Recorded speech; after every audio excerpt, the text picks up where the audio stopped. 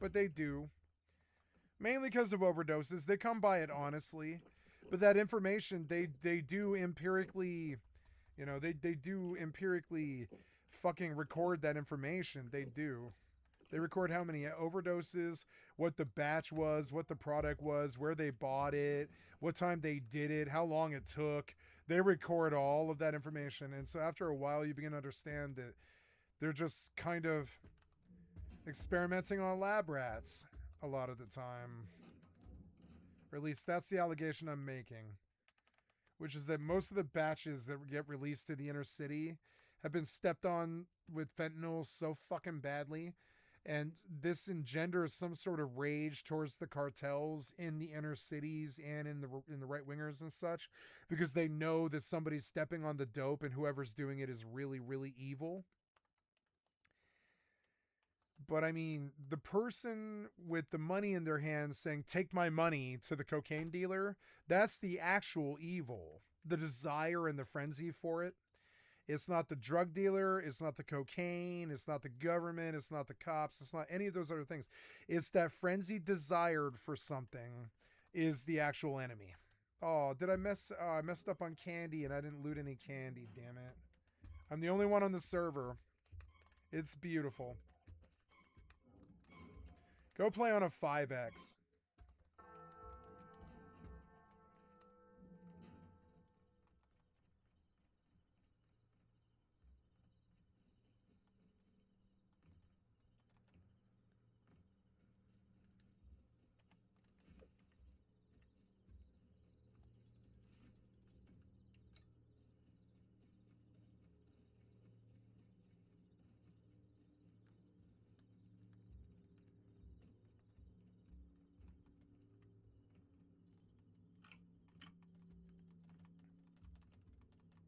Let's watch some YouTube videos. Time to do some more drinking.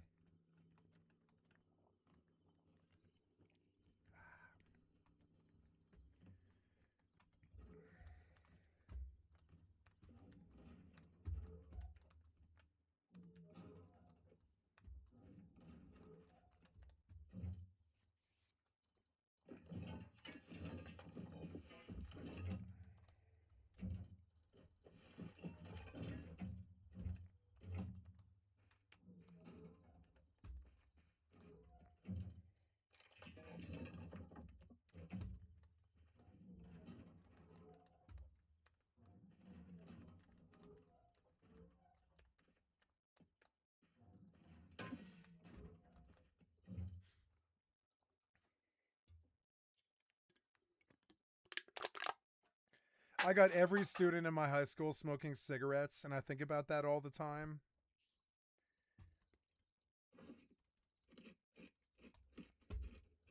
It's pretty bad. Some of my friends probably can't breathe that well because of that. But I mean, that's what happens when you hang out with me. I'm really a lot more of a before rehab friend. I warn them.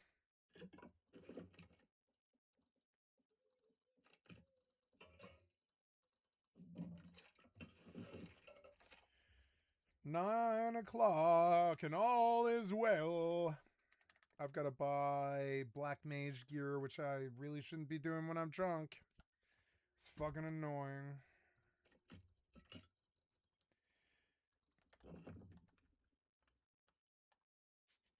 Ah. Do I do all that? Yeah, I guess I do. I can kind of shop when I'm drunk. Yeah, I'd shop drunk all the time. Let's do it. We'll go shop drunk on the east side. Dur, dur, dur, dur, dur, dur, dur. I should probably bring some arrows, but I mean, I don't really truly care. Yeah, I'll bring like 4 arrows or whatever. Or no, there's 7 arrows, 7 or whatever, 12 arrows, 12 arrows. I'll bring a miner's headlamp. Or I could bring a flashlight, I suppose. I'll just bring a flashlight, fuck it. I used to love flashlights. They have good light.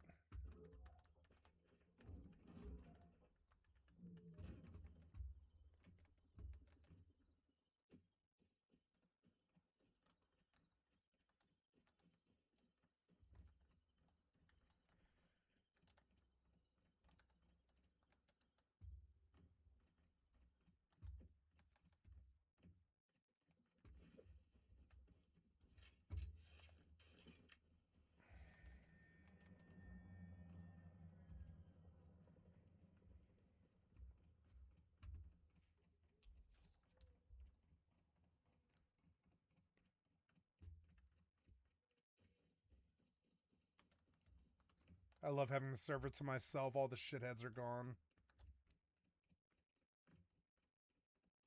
2008 UTC. I can confirm in Plenilune Embrace. The HP healed with its TP move appears to be percent-based. During a waning crescent, each cure was exactly 10% of its HP. Suggest other moon phases are also percent-based. It's more logical to heal 10% than 469, or whatever, every time. Said TP move, Plenilune Embrace, also gives an attack boost and magic attack boost effect, which can be dispelled /finaled, but I'm unsure whether it's both, or one or the other. LG seems to remove his attack speed boost that he gains from his other TP move. He goes back to attacking as if LGD, not normal, from his The faster than normal mobs in speed dot. 11 are a lot like, I would say, the mobs in Dark and Darker. You don't know they're there until you're dead.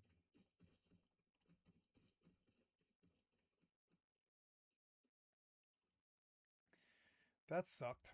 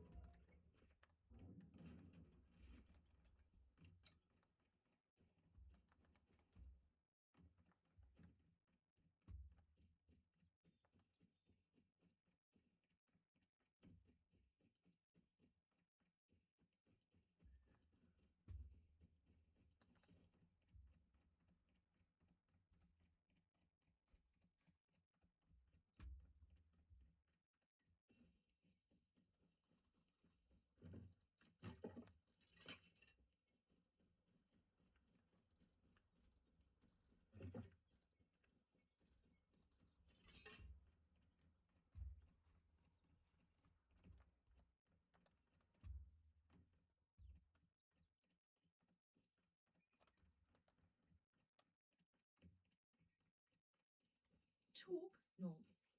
Based on the EXP given and a chart I looked at, him guessing they're 65 to 67, so I'm going to add the -644, the 24th of November. The HP healed with its TP move appears to be percent-based. During a waning crescent, each cure was exactly 10% of its HP. Suggest other moon phases are also percent-based. It's more logical to heal 10% than 469, or whatever, every time. Said TP move, Plenilune Embrace, also gives an attack boost and magic attack boost effect, which can be dispelled /finaled, but I'm unsure whether it's both, or one or the other. LG seems to remove his attack speed boost that he gains from his other TP move. He goes back to attacking as if LGD, not normal, from his faster than normal speed dot. Noodles 355342, the 24th of March, 2008, UTC. Additional information that needs confirmation. After fighting these with a friend, me RDM 75, him THF 68, we discovered many things. Well, I like to think we did. I learned that Plenilune Embrace cures some status ailments as it heals the mob's HP. The number of status cured depends also on moon phase, 1 or none at new moon, 2 at half moon, 3 at gibbous, and I don't know for full moon. Also, as stated in one comment, I was able to dispel magic ATT.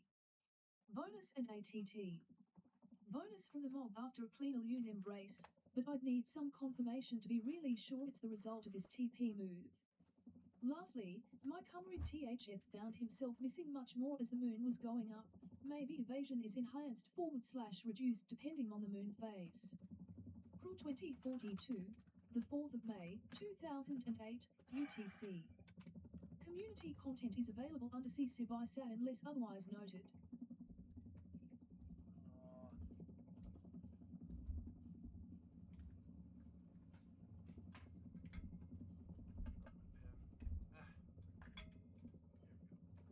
Okay, sorry.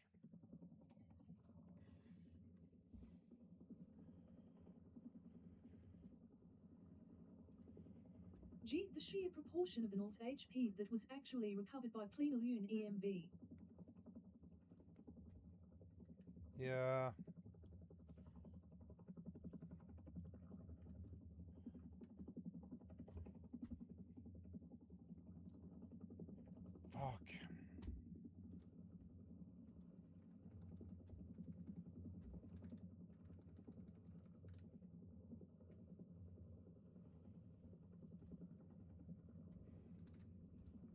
Okay, I'm gonna rattle around for a little while. It's not gonna be easy.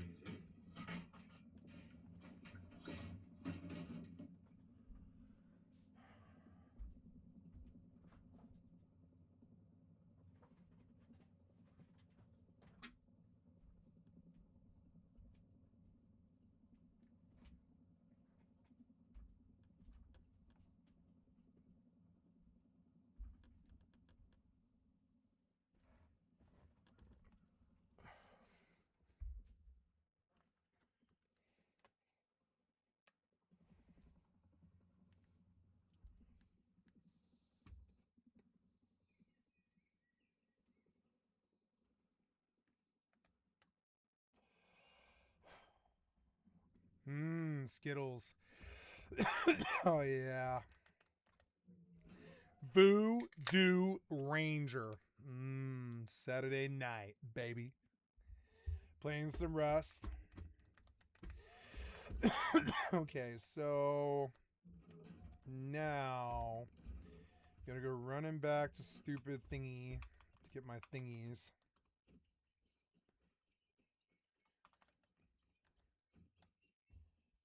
Ooh, Noonor Jasmine. This magic water is able to bring back your happiest thoughts.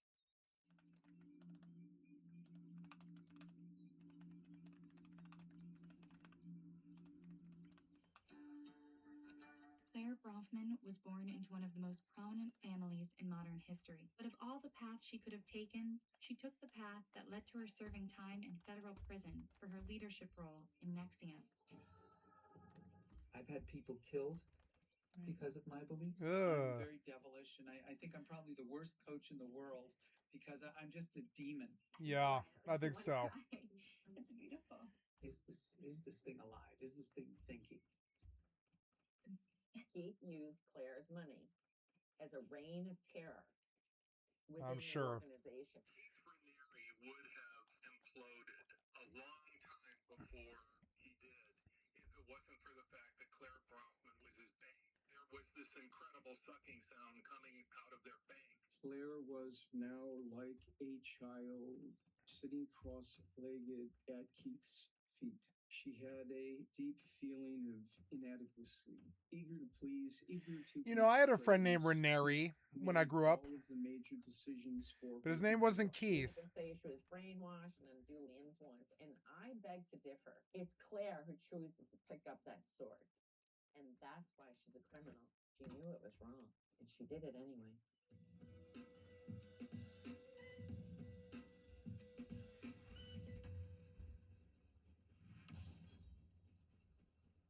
Today, I want to talk about the Bronfman family. Actually, just the sisters, the two youngest sisters, Sarah and Claire, and their connections to Nexium, the cult, which you may have heard of this cult. It's very well known. I don't know what the theme is with me and talking about wealthy, very uber wealthy people who are extremely litigious. It's like I have a weird thing with that. I don't know what it is, but here I am. Somebody has to do it, and it's gonna be me.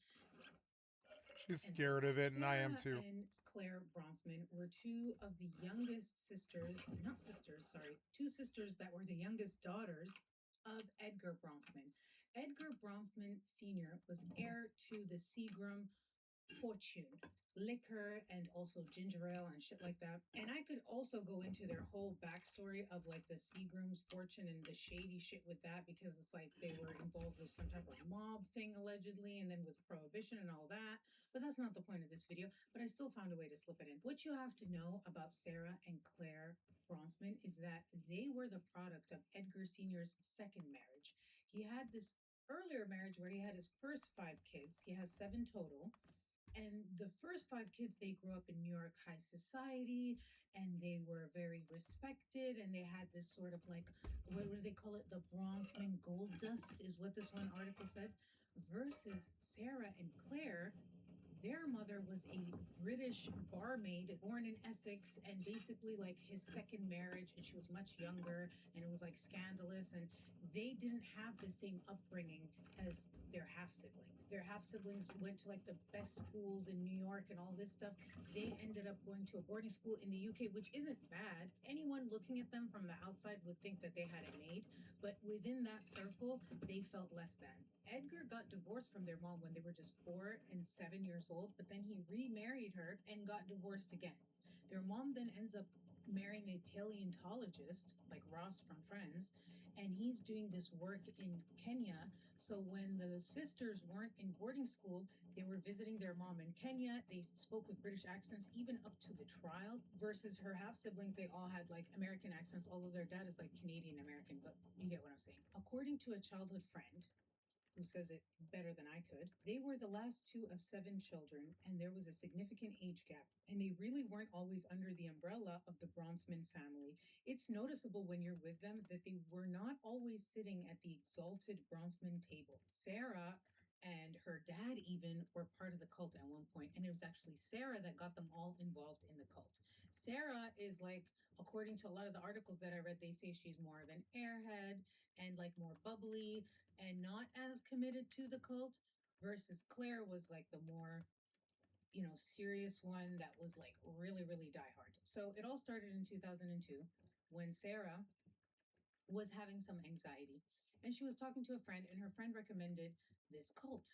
At the time, it wasn't considered a cult, it was considered a program, and it was known as Executive Success Programs, and it was founded by Keith Raniere and Nancy Salzman. And Nancy Salzman was trained in this technique called NLP, which is neuro linguistic Neurolinguistics. programming. Of course Most she of the actual things was. I found say that it's like I hate pseudoscience. neurolinguistics. Is It's one of my basically a least type of favorite hypnosis, but things. it's not really hypnosis. The idea is that It's you get into like a executive trance-like speak. state. And No. That is not what neurolinguistics is. Neurolinguistics is the coding of power wording over others. So, an example of neurolinguistics would be thoughts and prayers is a really effective statement that an executive might make to throw the smoke bomb about whether or not they give a fuck if they raped or killed somebody or something like that, or maybe if somebody else dies. They're just like thoughts and prayers. Thoughts and prayers are an excellent example of neurolinguistics gone amok. And yeah, thoughts and prayers explains a lot of tragedies in this fucking country, and it is an example of neurolinguistics. Another example of neurolinguistics would be that, so let's say you're the boss of a McDonald's, and you come to your coworker, so your the workers at your McDonald's that are your employees. Do you say, "Hey, will you guys listen to me now?" Or do you talk like Donald Trump and do you say, "Here's the deal"? Now, I hate "here's the deal" because my mother, my stepfather, and every piece of shit baby boomer I ever fucking met uses it like some kind of like tired old tampon for 50 years. They're like, "Here's the deal."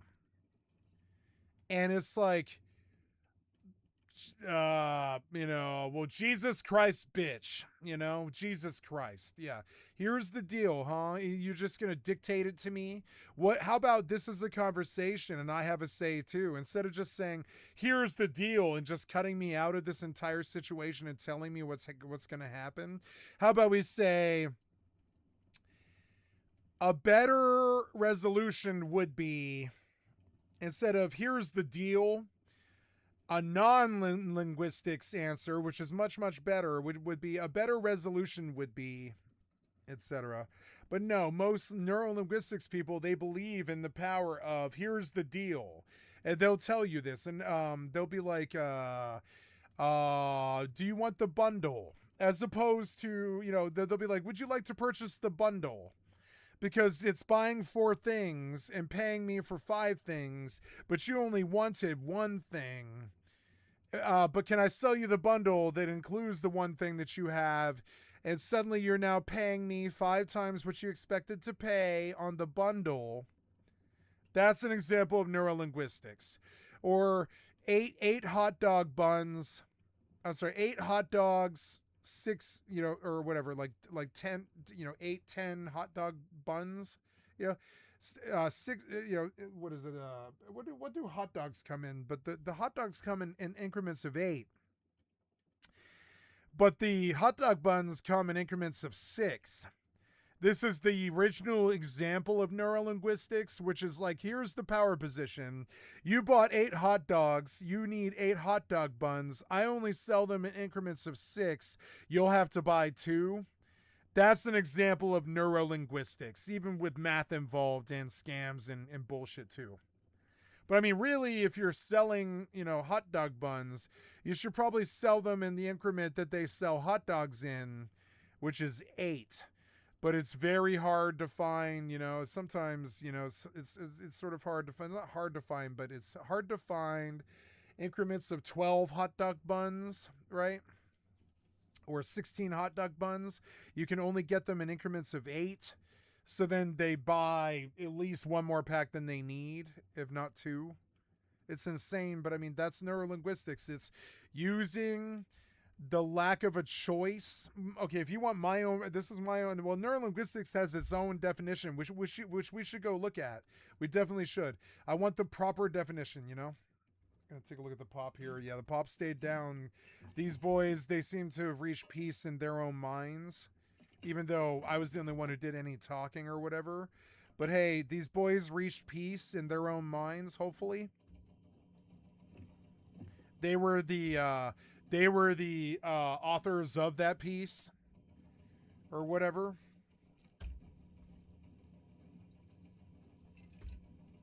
They were the geniuses that offered the piece or whatever, apparently.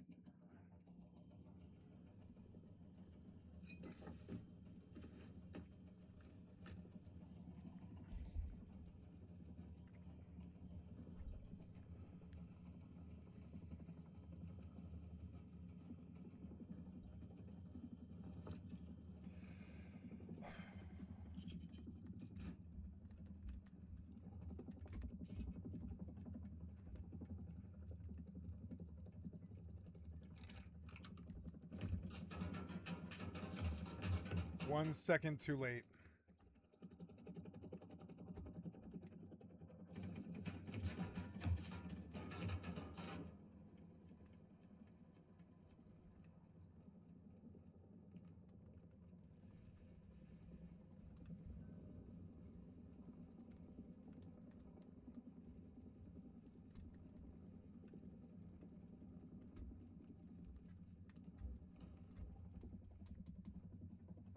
I'm just going to log real quick. Just disconnect session entirely.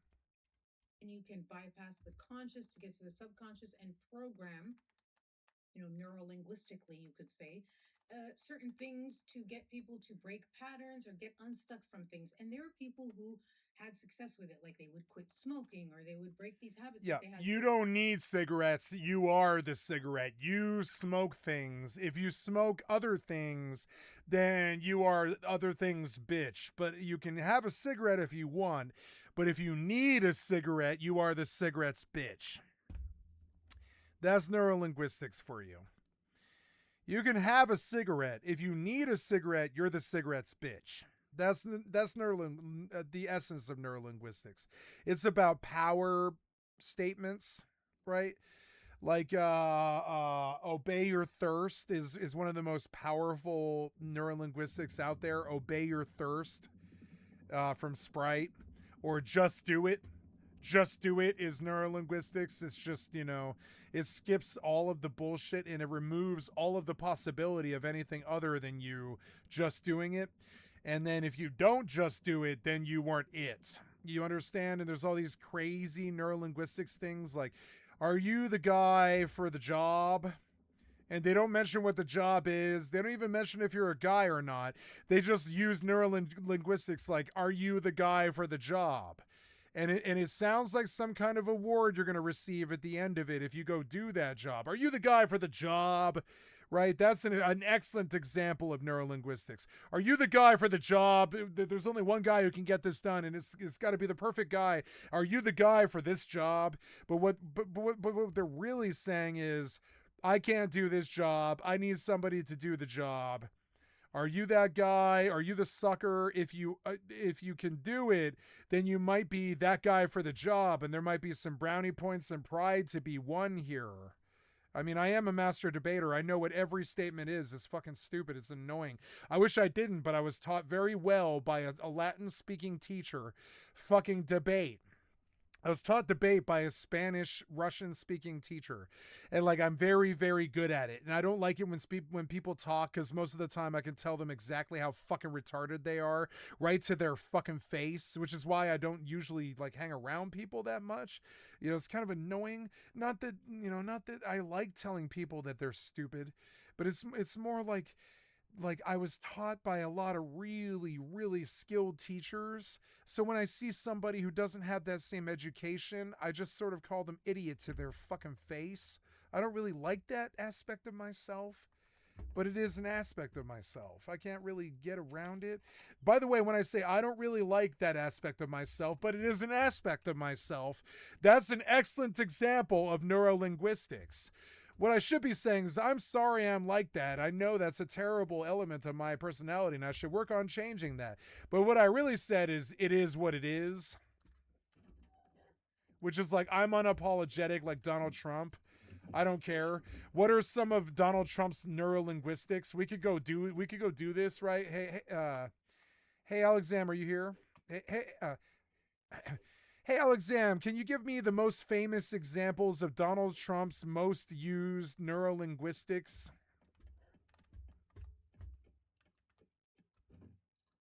I'm here to provide helpful and respectful information. If you have any other questions or need assistance with a different topic, feel free to let me know. You don't want to talk about Trump?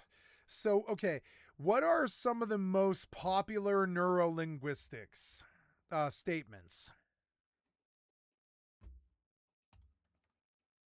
Neurolinguistic programming, NLP, involves understanding and using language patterns to influence thought and behavior. Some common Yeah, NLP like so if you It's not like it's a good example of this is being like instead of saying okay, so I'm coming down the mountain, I've got 4 miles of worth of gas in my car, but it's a 9-mile drive, and you're at the rest area taking a piss and thinking about how you have 4 miles worth of gas but 9 miles to travel. What do you say to the person that you talk to? Do you say, I'm out of gas, I'm an idiot who didn't plan well, what do I do? Right? No, that's not what you say. You say, hey buddy, I'm in a tight spot, can you help me? You don't talk about the specifics. You don't talk about how you came there without enough gasoline to get down the mountain, or you're a jackass, you didn't prepare for the fucking future or whatever. You don't lay blame on you. You don't make him a savior or anything like that. You just say, hey buddy, I'm in a tight spot, can you help me out? And that's an example of neurolinguistics, because like a normal person would probably be like, well, I bought gasoline today, but I only bought $9 worth. I only bought $4 worth because I'm poor and I have a crack addiction or something. Or you know how it is, these economics is another neurolinguistics thing. You know how the economy is right now. And this economy is a really strong neurolinguistics that communicates in 3 words. In this economy, it communicates so many things in 3 words, right? It indicates that everybody's poor, nobody has any money. In this economy is in a really strong neurolinguistics, isn't it? It's 3 words, in this economy, right? Like these are neurolinguistics, and I see people use them all the time. In this economy, you know. So the other day, a metal dealer, a guy who buys metal, and he's like a scrap services person, like a landfill guy. He owns garbage services in a landfill. He tossed me a piece of metal with a $5 bill inside of it. And I was like, what the hell? And he tosses me this piece of metal over the fence. And because I was donating him metal, he just wanted to give me cash because he knows how much money he can make off that metal, but I don't. So he was like, here's like $5. He wanted to show me that he wasn't an ingrate. And as he chucked the metal over the fence, I realized that this isn't an ingrate who really is very extremely grateful for the metal that I'm donating him after my stepfather died. And I go to pick up the piece of metal, and I look inside, and there's like a tucked up little $5 bill, and I'm like, oh, okay. All of that is neurolinguistics. It's like the guy wants to show me that he's not an ingrate. He wants to show me that he's grateful. He wants to show me that the favor that I did him is not unnoticed, and that he's not like a shill or like a heel or anything like that. And so I'm immediately friendly with him. I'm like, oh my God, you gave me $5 in this economy? Which is exactly what I said to him verbatim. I said, oh my God, you gave me $5 in this economy? And that was like breaking the ice in 3 words, like 5 words, excuse me, 5 words, where it's like, oh my God, 3 words, right?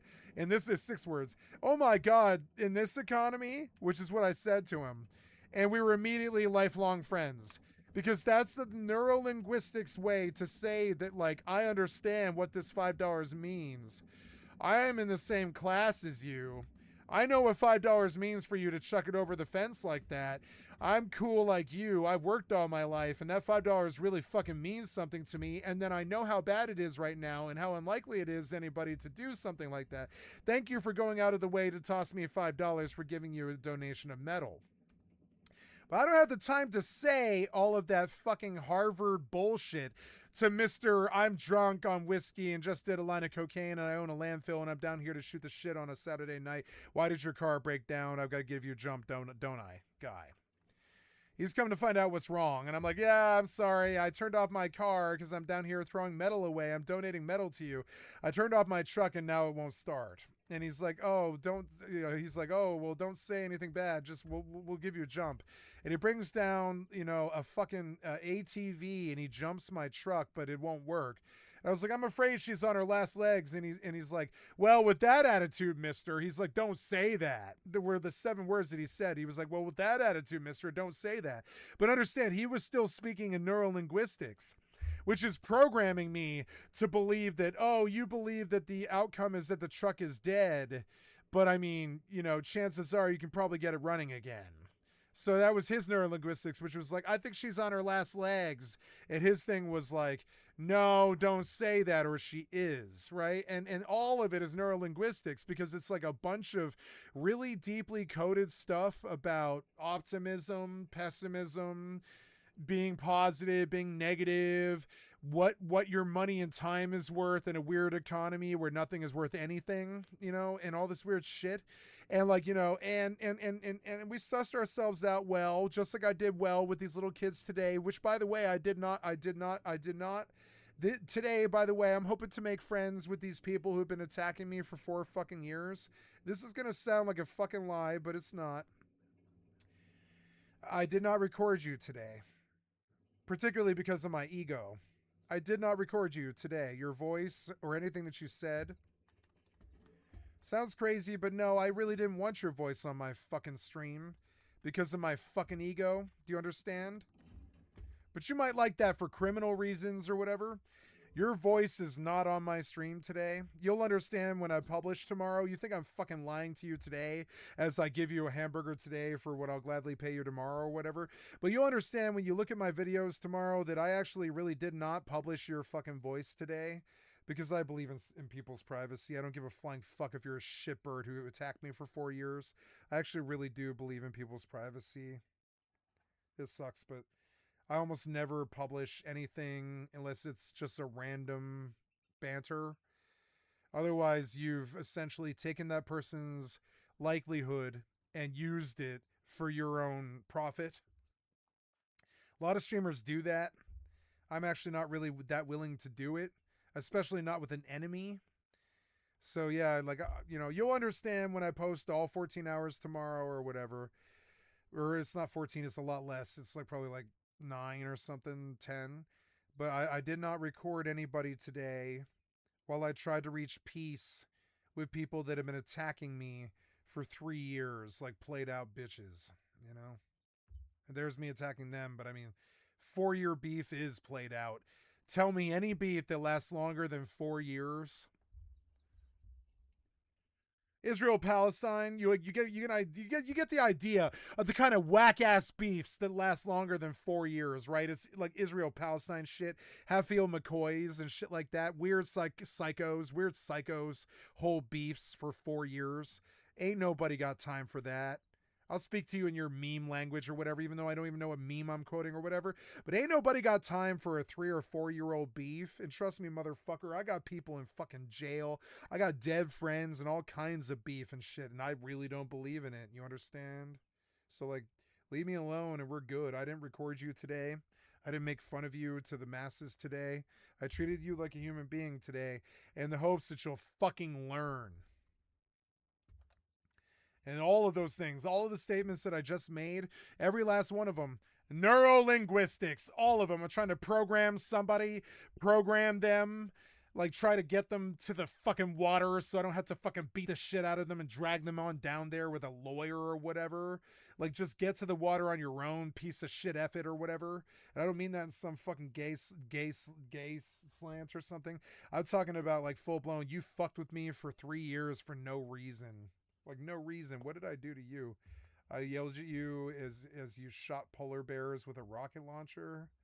Was that really necessary to beef with me for 3 years afterwards? I don't think so. G's boys were fucking scrubs. It's all nothing. You know what I mean? They're all of them except for Tay. Tay was the only one in G's boys that wasn't a fucking scrub. Some benefit to it. Keith. I met all of them. I know all of them. Rebranded it. Instead of NLP, it was basically that, but he named it Rational. Notice the love that Tay gets compared to you. Shall we show you the old cliche? You keep on meme mugging me or whatever. No, that wasn't the case today, I gotta say. But I mean, I'm gonna speak on this. I'm speaking to someone directly about something that the rest of the audience won't understand, right? But you get more flies with honey. You know? Catch more flies with honey than with vinegar means that you can more easily persuade or win people over by being pleasant and polite than by being harsh or aggressive or stocky or, federal Casey. Next time, use your words. More neurolinguistics, right? Next time, use your words. Use your words is a really strong neurolinguistics fucking commandment, pretty much. Use your words, idiot. You did it today. I respected you a lot more. Use your fucking words. And that's all I have to say about this. Neurolinguistics, right, are the real subject here, not anybody else. Everybody else conducted themselves like a human being today, which I didn't think was fucking possible or whatever. I thought these were long gone droid hacker fucking constructs. I think I even called them that today. I was like, droid hacker Sith constructs. I think like Count Dooku if he was corrupted by Grok or whatever. But they didn't show that today. None of them did. Not any of them. They are getting better. They are getting older. They are getting more mature. I have hope for the future when it comes to the youth, because I didn't have that before today. By Keith Rainier. Anybody willing to talk do pretty well in this world. Got a fucking problem with me, motherfucker? Step to me in the fucking real world and we'll fucking talk about it. Otherwise, leave me the fuck alone. You understand? I don't go shit on you or fucking invade your life. Why do you do that to other people? Don't do it. And now I'm lecturing like I'm trying to browbeat, but I'm not. Just old pent-up anger. Sorry. Terribly sorry. In 1998, Keith and Nancy, they co-found Nexium. Like, I could go bully so many people. I could be a Luigi or whatever. I could bully people. Okay. There was a time in my life where I sort of halfway, sort of jokingly built a Republican hunting party in the state of Colorado, where we built a list of names, like a political fucking, assassination corporation or something like this, but we weren't intending to kill them. We just wanted to make their lives hell and expose them and everything that they do to everyone around them. And you understand? Like, when we got to that point, I was like, I don't think I can do this because it's just not really what I focus on all day. I focus on games all day, you know? And that point when you become militant towards going and doing something, maybe harming someone else or something like that, or bringing some, okay, that's the lesson I'm trying to impart here. If you are going to try and make someone else's day worse, you don't have a day yourself.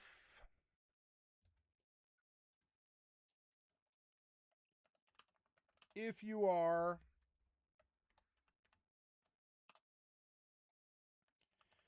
trying to ruin someone else's day, you don't have a day to ruin of your own.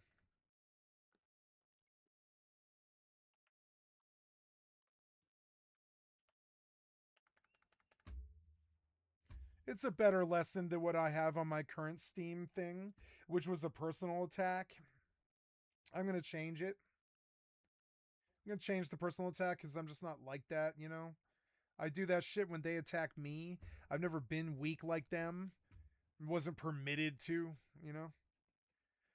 So here's my, if you need me to be your target, you are the worst, most least skilled bully ever born. This has been here for 2.5 years, or 3 years, ever since this stupid bullshit started. If you are trying to ruin someone else's day, you don't have a day to ruin of your own.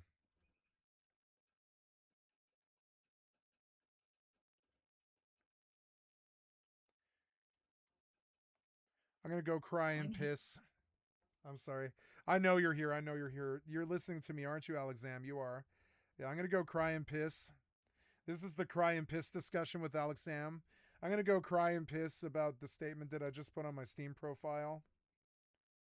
Did you save it? I can't tell. Show me my profile. If you are trying to ruin someone else's day, you don't have a day to ruin of your own. It's a good way to look at it. And I mean, if you have the time,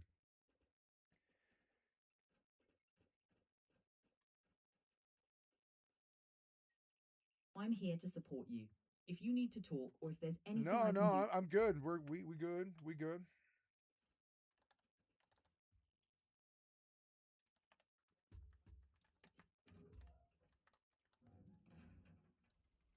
Okay, gotta go piss and cry while I think about my neurolinguistics, right? This is like programming. It's neurolinguistics programming. My mother speaks in it, so I know all the stupid ass shit. Radiohead speaks in it. Pink Floyd speaks in it. Hanging on and quiet desperation is the English way, right? Stuff like that. That's all neurolinguistics, right? If you are trying, it's like trying to sum up a bunch of different sides in an argument with one single statement, such as "here's the deal," which just cuts out the other side entirely. You know, if you are trying to ruin someone else's day, you don't have a day to ruin of your own.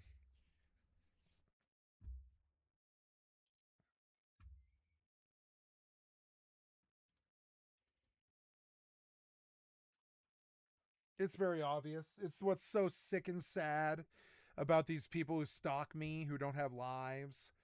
If you are trying to ruin someone else's day, you don't have a day to ruin of your own. It's a better lesson.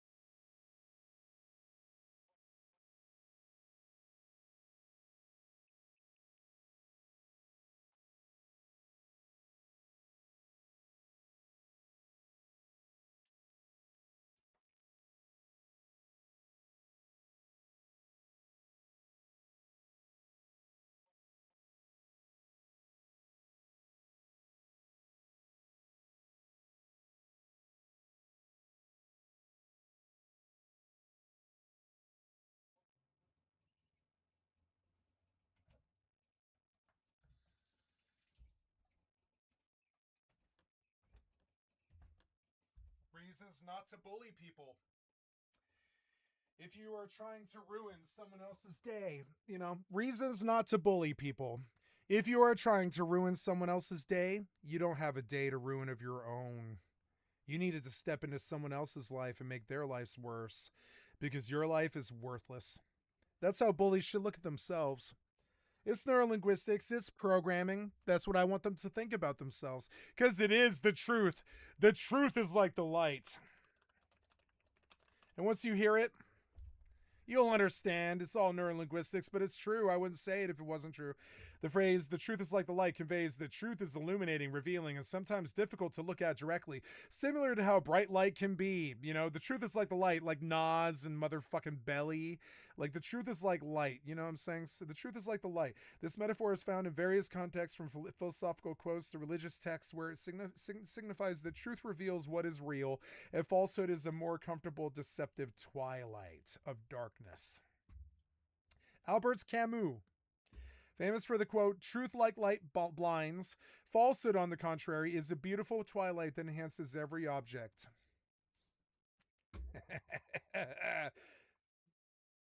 Truth like light blinds. Falsehood, on the contrary, is a beautiful twilight that enhances every object, suggesting that the unfiltered truth can be overwhelming, while falsehood often appears more appealing because it is deceptive. I tried to boil this down to, if you were trying to ruin someone else's day, you don't have a day to ruin of your own. Which is like, if you need to go be false or negative towards somebody, you were never the truth or the light. You're just bad. You're a bad actor. Illumination and perception. The metaphor can also suggest that the light of truth is the goal of a search, and our perception of it, or the resulting illumination, is a product of our own search for understanding, as discussed in this Babylon 5 forum thread. Dear God, thank you for not taking me there. Christianity in the Bible, light is frequently used as a metaphor for God, Jesus Christ, and righteousness. Of course it is. It's a fairly progressive message that I said, which is, the truth is like the light, the truth is like the light, right? If you were trying to ruin someone else's day, you don't have a day to ruin of your own. It's a simple statement that is true. It's weird, but it is true. If you have the time to go make someone else's day worse, you aren't living your life. You're living theirs. This is a sad, true fact about mankind that plagues a lot of bad actors.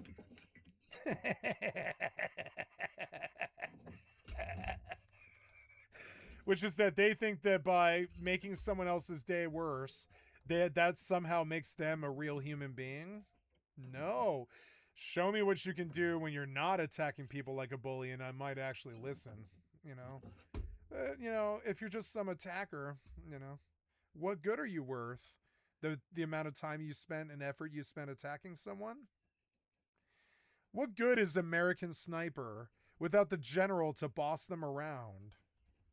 There were other very well-known, wealthy, successful people who joined ESP as well, such as... It's sort of weird. So, are you the sniper or are you the general?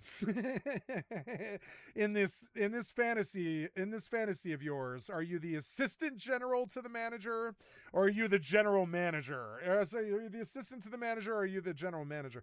Because it's sort of weird. It's like, at that point, if you're living vicariously through someone else, the co-founder of BET, Black Entertainment Television. If you're trying to ruin someone else's day, you don't have a day to ruin of your own. I don't know how else to say it. I think that's actually a rather good quote. Sheila Johnson, the former U.S. Surgeon General, Antonia Novello. It's something a streamer might say to dissuade people from fucking stream sniping them. It's just like, if you need to live vicariously through someone else, you aren't a real human being. I could have said that on my profile. Is that better? If you need to live vicariously through someone else, you aren't a real human being. See, that's not neurolinguistics. That's a fumbling attempt at it that didn't speak truth. So it wasn't neurolinguistics. It's kind of insane. But this is, if you are trying to ruin someone else's day, you don't have a day to ruin of your own because it's someone else's day. You see it? You see it? It's right there. It's almost like a math equation. If you I could do a math equation of it. Let's go do it. I like talking about neurolinguistics and power fucking mechanics and stuff. It is interesting, kind of. So what did I say? I said, if you are trying to ruin someone else will be E, right? Someone else. This is you. This is them. If you are trying to go over here, this is so simple to me that it I can't believe I have to dumb it down this bad. If you have to go over here and fuck with everyone else, rather than worrying about you,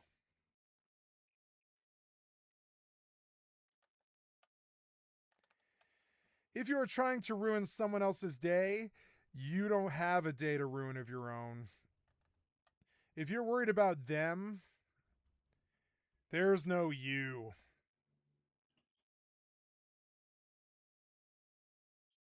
If you're worried about me,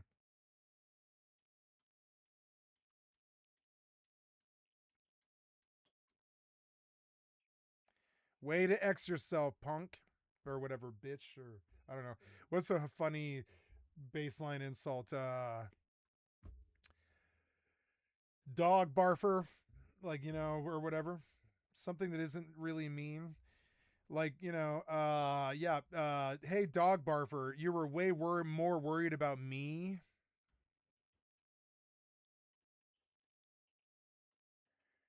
than you. What do you think makes more sense? Me up here, or Mr. Conflicted way down here who worries about somebody above them? The minute that you worry about someone else,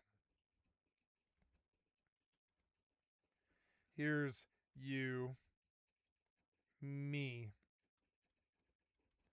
The minute you push your energy somewhere else, I can't believe I have to give these lessons like some kind of wizard's first rule. It's like I'm Zedekias Zolzarander, and I have to teach wizard's first rules to man children. It's insane. It's fucking so dumb. My friends would be insulted by it. They would be. My best friend would be so insulted by this.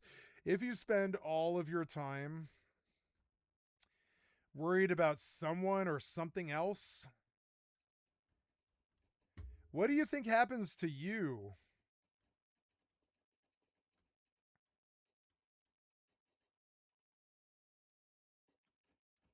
I really like drawing the X. Notice it doesn't happen to me. I was just bumbling along in my little retarded ass way like a bumblebee. Here's retard me. I'll even write the word retard. Here's retard me. Just bumbling along like a little bumblebee. You know, I've got no rhyme, no reason, no friends, no organization, nothing I would ever be a member of. No people, no worries, no allegations, no problems, no debt, nothing, no smirch, nothing. Just you know, no besmirch. Just me. I'm Bumblebee or whatever. Bumblebee me, BB me, Bumblebee me, right? I'm just bumbling around in my little rust or whatever, right? And I'm just Bumblebee around, and you're like, threat, attack, blah, blah, blah. Look at this idiot streamer. We got to make him look bad. We got to make channels and make fun of him, make money off him somehow or something, blah, blah, blah, blah, blah, blah. Who do you think flies away in the end? Is it the Bumblebee who never got hit? Because they're just do like some kind of crazy line, right? We're going to start a new one, and we're going to redraw this so I can really draw it home, you know? Is it the person all conflicted? Me. You. I'm like, hi, I worry about the games that I play. I don't care about the games that you play. I don't care what games you play. Blah, blah, blah. You care about what games I play, which is hence your first question. It's kind of insane. And it's like, here's me. I love myself. I've got lots of good friends and lots of good family and got no issues, no problems, nothing or whatever. Love myself. Really not too worried about you. I'm pretty good at like establishing this line and not letting you cross it or whatever. But like overall, you know, I'm just better at dealing with this stupid shit than you. So then I see all these arrows. There's funny words for this. There's like throwing shade, throwing smoke, biters, haters, wannabes, posers, looky-loos.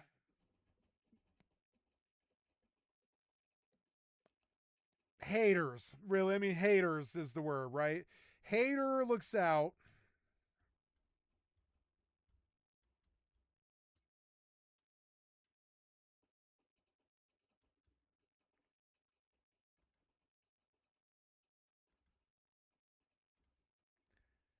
Lover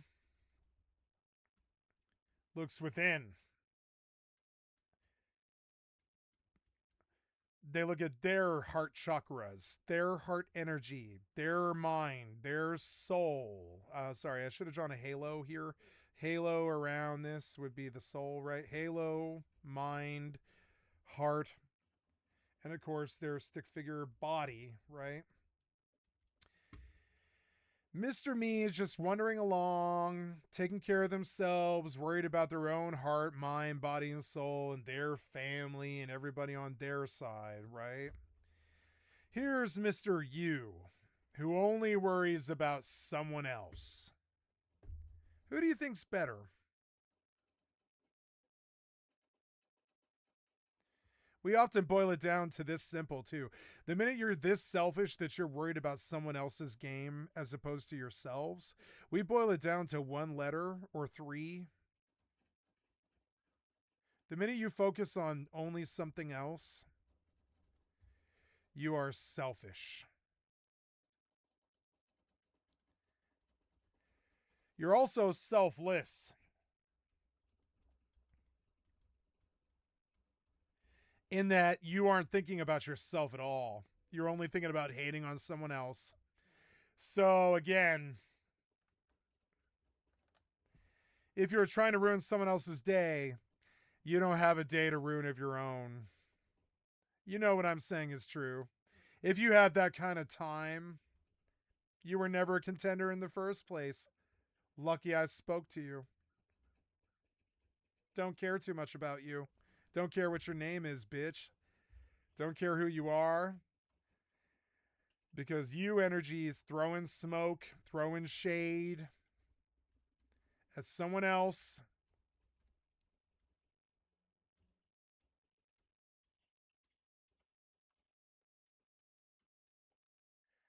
Bully. Only you, only worrying about me.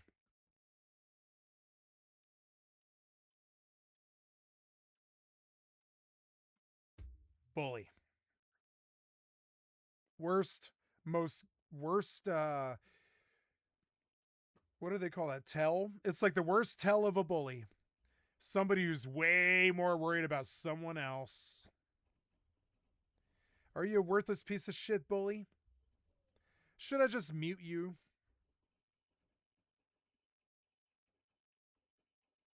Time will tell.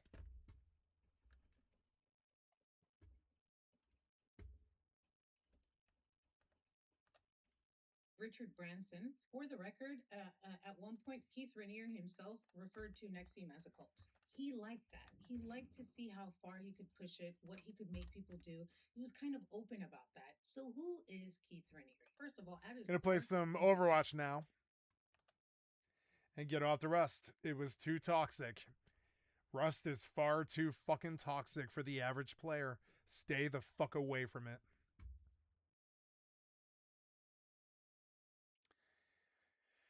Now, I am going to my Twitch, which I thought was open, but it's not, which is so annoying.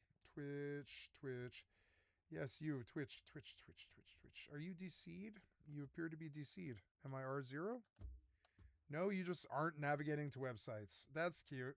Try again, worthless piece of shit software developer.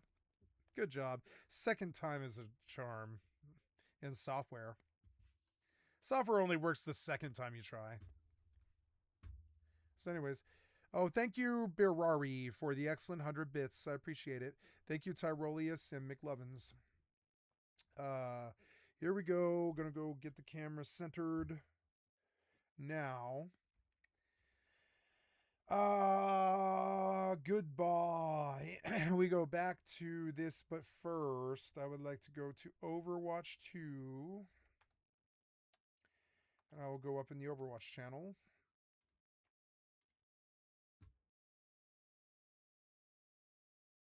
Yep. I was always in the Overwatch channel. I don't know why, but okay.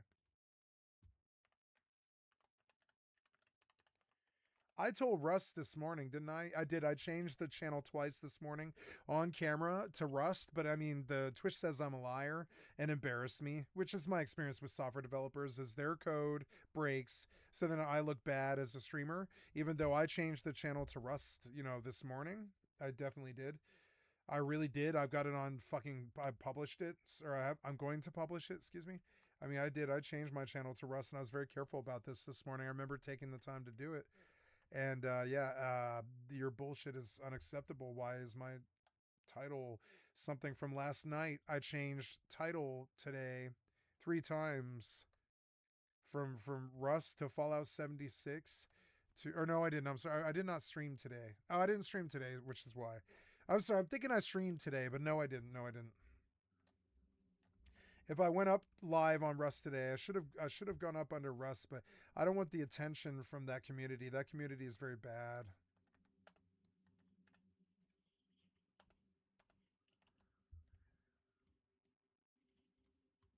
He was born in Brooklyn in 1960. His father was an advertising executive, and his mother was a former ballroom dance teacher, but she was also an alcoholic. And when she would get drunk, she would like to dance with Keith. And this must have been very traumatizing for him because he ended up hating dance after this.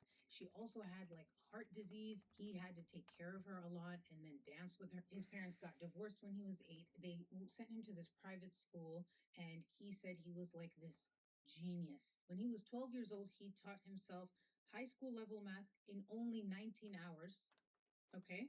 And then he said by the time he was 13 years old, he finished 3 years of college level math and computer science.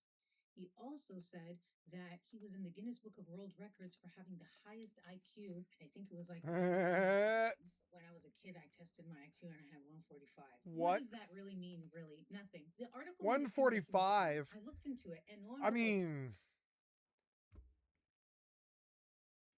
someone said that in the Australian Guinness Book of World Records only is where you can find this, and it does say Keith Raniere, who's born in 1960, which matches his information, tested something and got this high amount. I think it was 3 other people who also got that record. But then they were talking about how I don't care about this. There's some kind of controversy with it. So when I think of, what I was thinking of was like 1490s on the SAT or these 149 IQs or whatever. And I was thinking about like what it must take to remain at the top in that scene where you're just, you're using some kind of memetics or some kind of system or something to learn and retain information faster than the opposing team or the other people taking the test. And I think that's what makes them, 149 IQs. I don't think it's that they know the knowledge or they're genius even. I think they've got a system to memorizing crucial information that's better than other people's. And you could call it a system. They've just got a better system of recording information. I try to do it with just my head. I don't know, but like technically he wasn't lying, so let's just give it to him. Yeah, no, like they're not lying technically, no, but it's also not really good information either because remember all they do is I love that Kurt Vonnegut book. I have a Kurt Vonnegut book. I have a Kurt Vonnegut book sitting right there. I should go get it. The Hobbit. Keith was 18 years old. His mother died around Christmas time, and then he went to college. He ended up going to Rensselaer Polytechnic Institute in New York, and he majored in math, biology, and physics, and he graduated in 1982. He's born in 1960. He graduated in 1982, which means he was 22 when he graduated, which is pretty standard. But remember, he said he taught himself high school math when he was 12 in 19 hours. And he says by the time he was 13, he knew college level math and computer science. Why are you graduating at 22? If you're this smart, Yeah, you if should you're be that also doing smart, you should be household done at shit. I mean, 17. 16 16. maximum. You Yep. should be graduating 16. college. I'm just saying. You know what I mean? I noticed that type of shit. A math, physics, biology. How do you graduate college at 16? Do you just take all the tests all at once and just ace them? How would you even do that? That's so many classes all at once. How would you graduate college in 2 years? You would have to take every class, ace every class, show your work. That's not this guy. I could do that if I didn't fry my brain on drugs when I was like 14. This guy can't do that. I don't think he can. Like the stuff that I needed to know, I taught myself very quickly, like Queen's Gambit, stuff like that. PI Keith Rainier, who has scored over 2 million points with a single Pac-Man. This is like the Rubik Cube to a certain extent. Even if he was a genius, he used his powers for evil, which is not cool. Okay? If you're going to be a genius, use it for good or else shut the fuck up. That's Now how I it's feel too. 1990. Like there is no such thing as a smart stalker or a smart criminal or a smart fucking like attack artist. There's no such thing. Intelligence and attack artists, they don't belong in the same place at the same time. And when you see it, you have to be like, well, were you traumatized? Did something bad happen? Why are you like this? Etc. And he decides to create a pyramid scheme that gets shut down by the government because he's that smart. He had this company called Consumers Byline. By 1993, it got shut down after an investigation and subsequent lawsuit from the New York Attorney General's office because it was a pyramid scheme. It was 5 years after this when he started Nexium with Nancy. Keith basically used Nancy's knowledge of NLP, and he also would call these sessions intensives. And it was one of these intensives that Sarah Bronfman took. She told Claire about it. And Claire at the time was actually pretty successful as an equestrian. She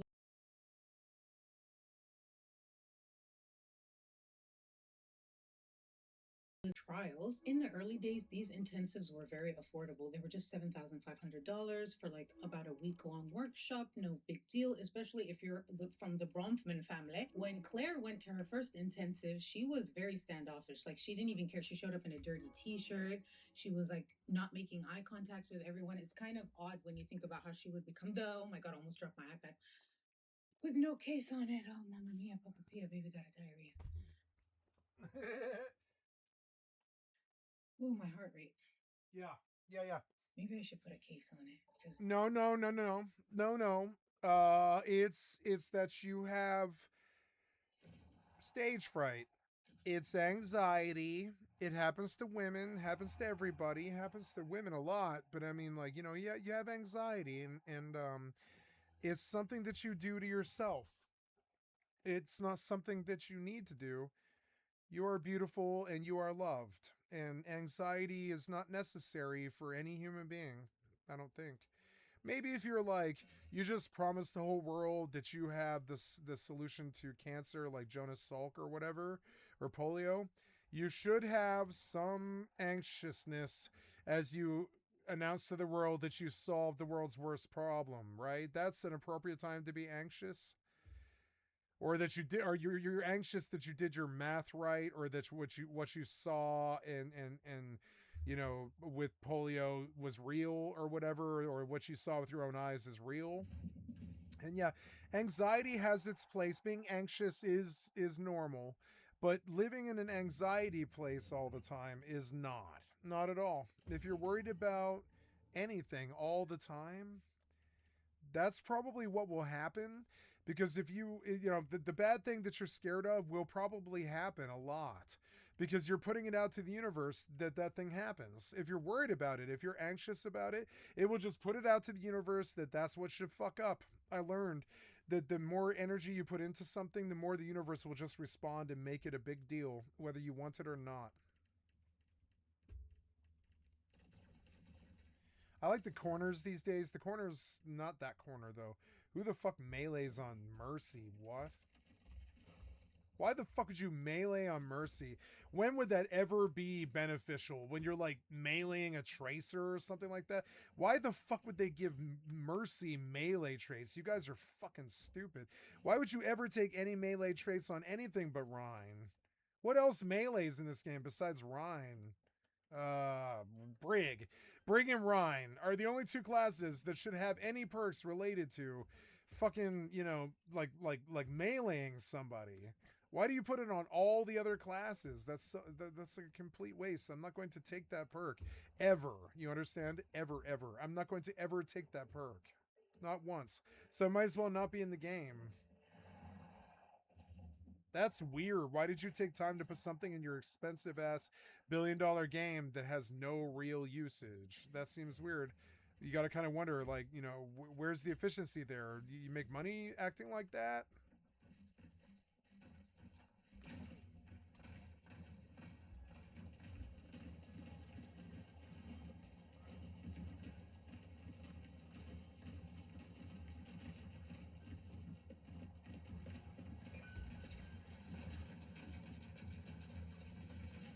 What?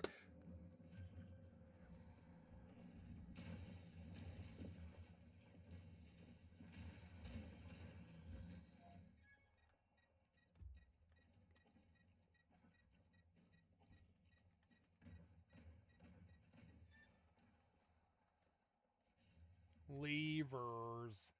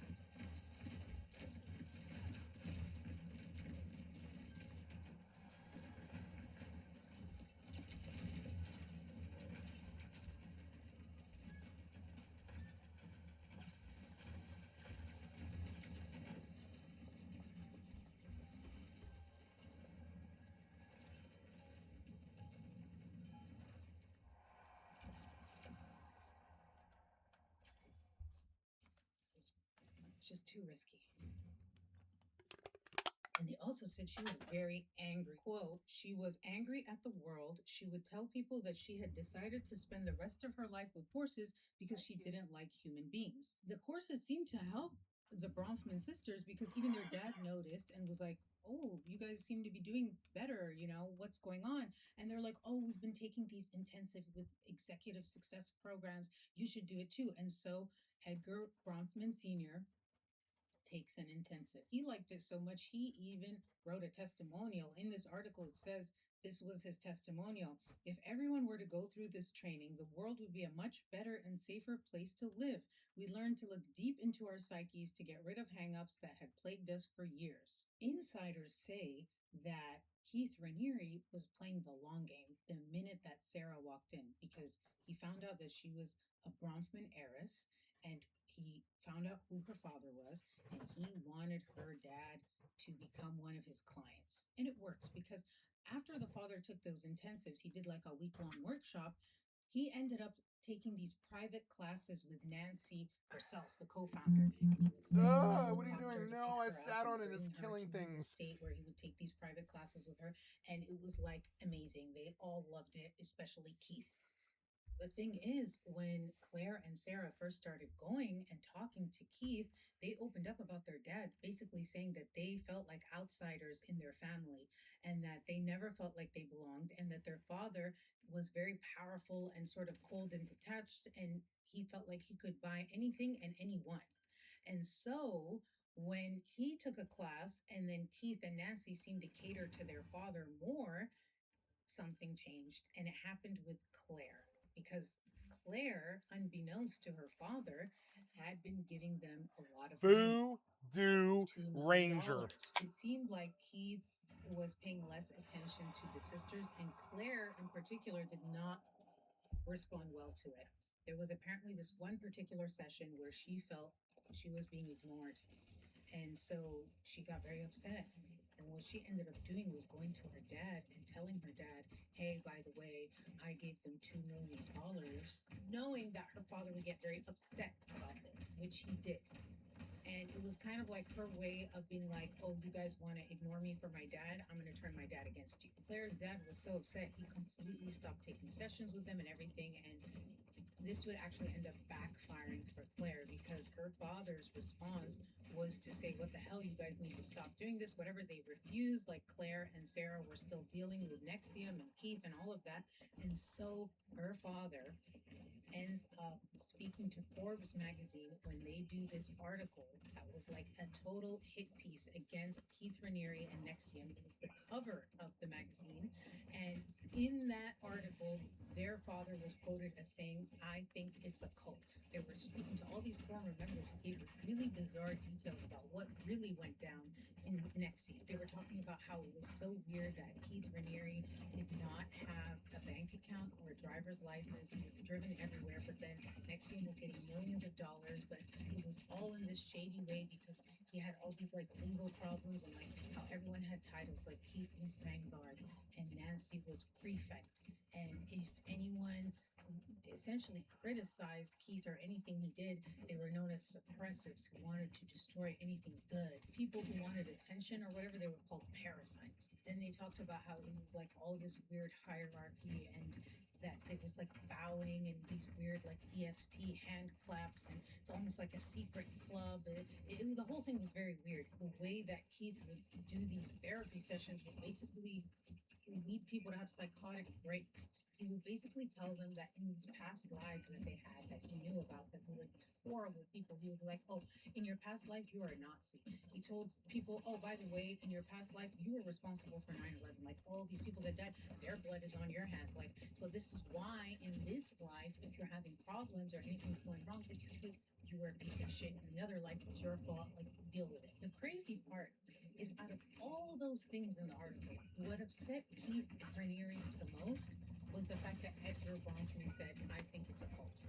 And he ended up taking that out on Sarah and Claire, being like, your dad is out to get us. Your dad is part of the Illuminati. He's very shady the way he made his money. Do you know about the Seagram fortune? Like, this is blood money. This is dirty money.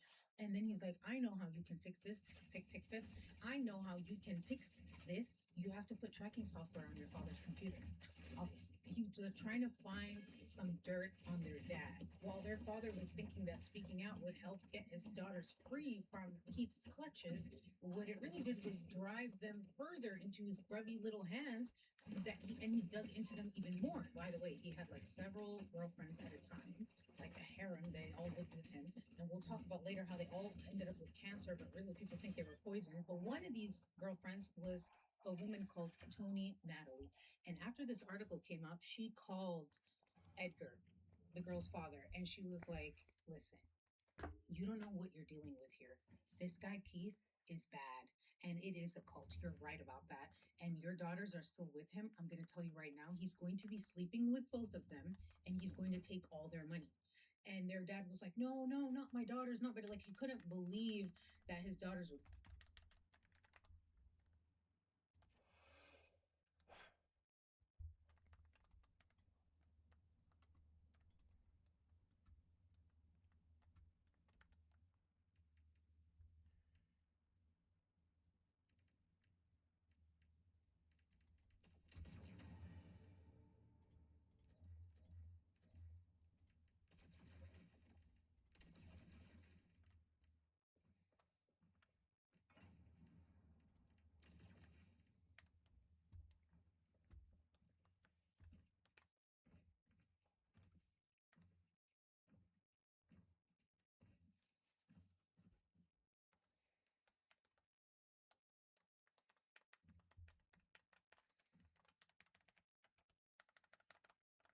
This game is like frozen.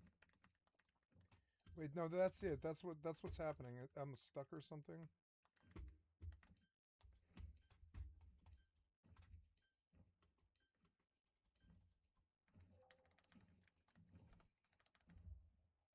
This keyboard is not working on this game now.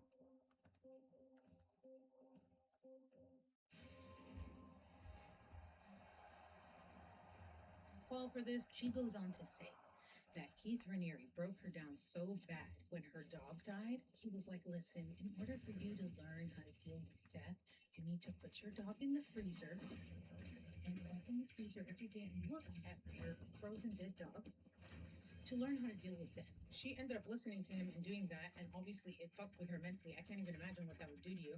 And then he started draining her financially like he does with everyone. And then when she was broken down mentally and broke, he was like, oh, they had a kid together, by the way. He was like, you know what? Like, due to your mental situation and your financial situation, I think you should just like give up custody of our child to me officially in the courts. And so she did that.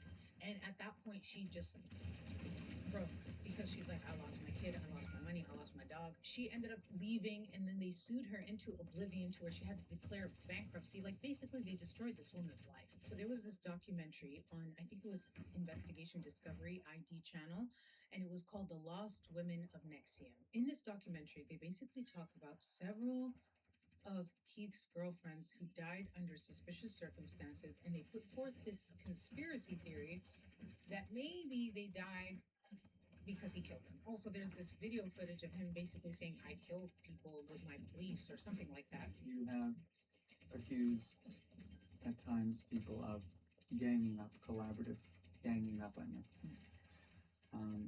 It is yet what you sort of manifest here. I do care about what's right with respect to conduct. The effects are You don't have our the company's falling apart. you don't have the experience of leadership. Okay. You don't have the experience of preserving people's lives with what you say. And the truth of the matter is, if Well, if in a it way, takes neither me, do you. yes, I do. No, you don't, because the only company before this was Consumers Byline, and that, my understanding, fell apart within a few years. Or was on the downhill after a couple of years when you got sued or whatever it was. It's not, well, here's the thing. I've been shot at because of my beliefs. I've had to make choices. Should I have bodyguards? Should I have them armed or not? I've had people killed because of my beliefs and because of their beliefs. So I think what we have is a very bright light. The first person is Kristen Snyder. She vanished after she attended a Nexium event. Now, they say that at this Nexium event, she was saying that she was pregnant with Keith's child. And Keith, at the time, was claiming to be celibate. This was a big part of his branding and whatever. Then they found her truck in front of this body of water. They never found her body, but inside her truck was a note. And this is what it said. I was brainwashed and my emotional center of the brain was killed/turned off. Please contact my parents if you find me or this note. I am sorry. I didn't know I was already dead. There was another former member/girlfriend of Keith's who died, and her name was Gina Hutchinson, and she was found shot in the head. And apparently, before she was found shot, she was claiming, according to her sister and others, that Keith was sleeping with her since she was 14 years old. It's a story of a teenager seduced by a college graduate she met in community theater. Raniere made advances, she says. It was very painful. First time it was very painful. The room was really dark and we locked the door and it had a deadbolt on it. At the time, it seemed okay to my 15-year-old mind at first. But even later, I just started to realize if I'm constantly lying, about stuff, there's got to be something wrong here. By telling the truth, there were to be something I would lose. And now she's shot in the head.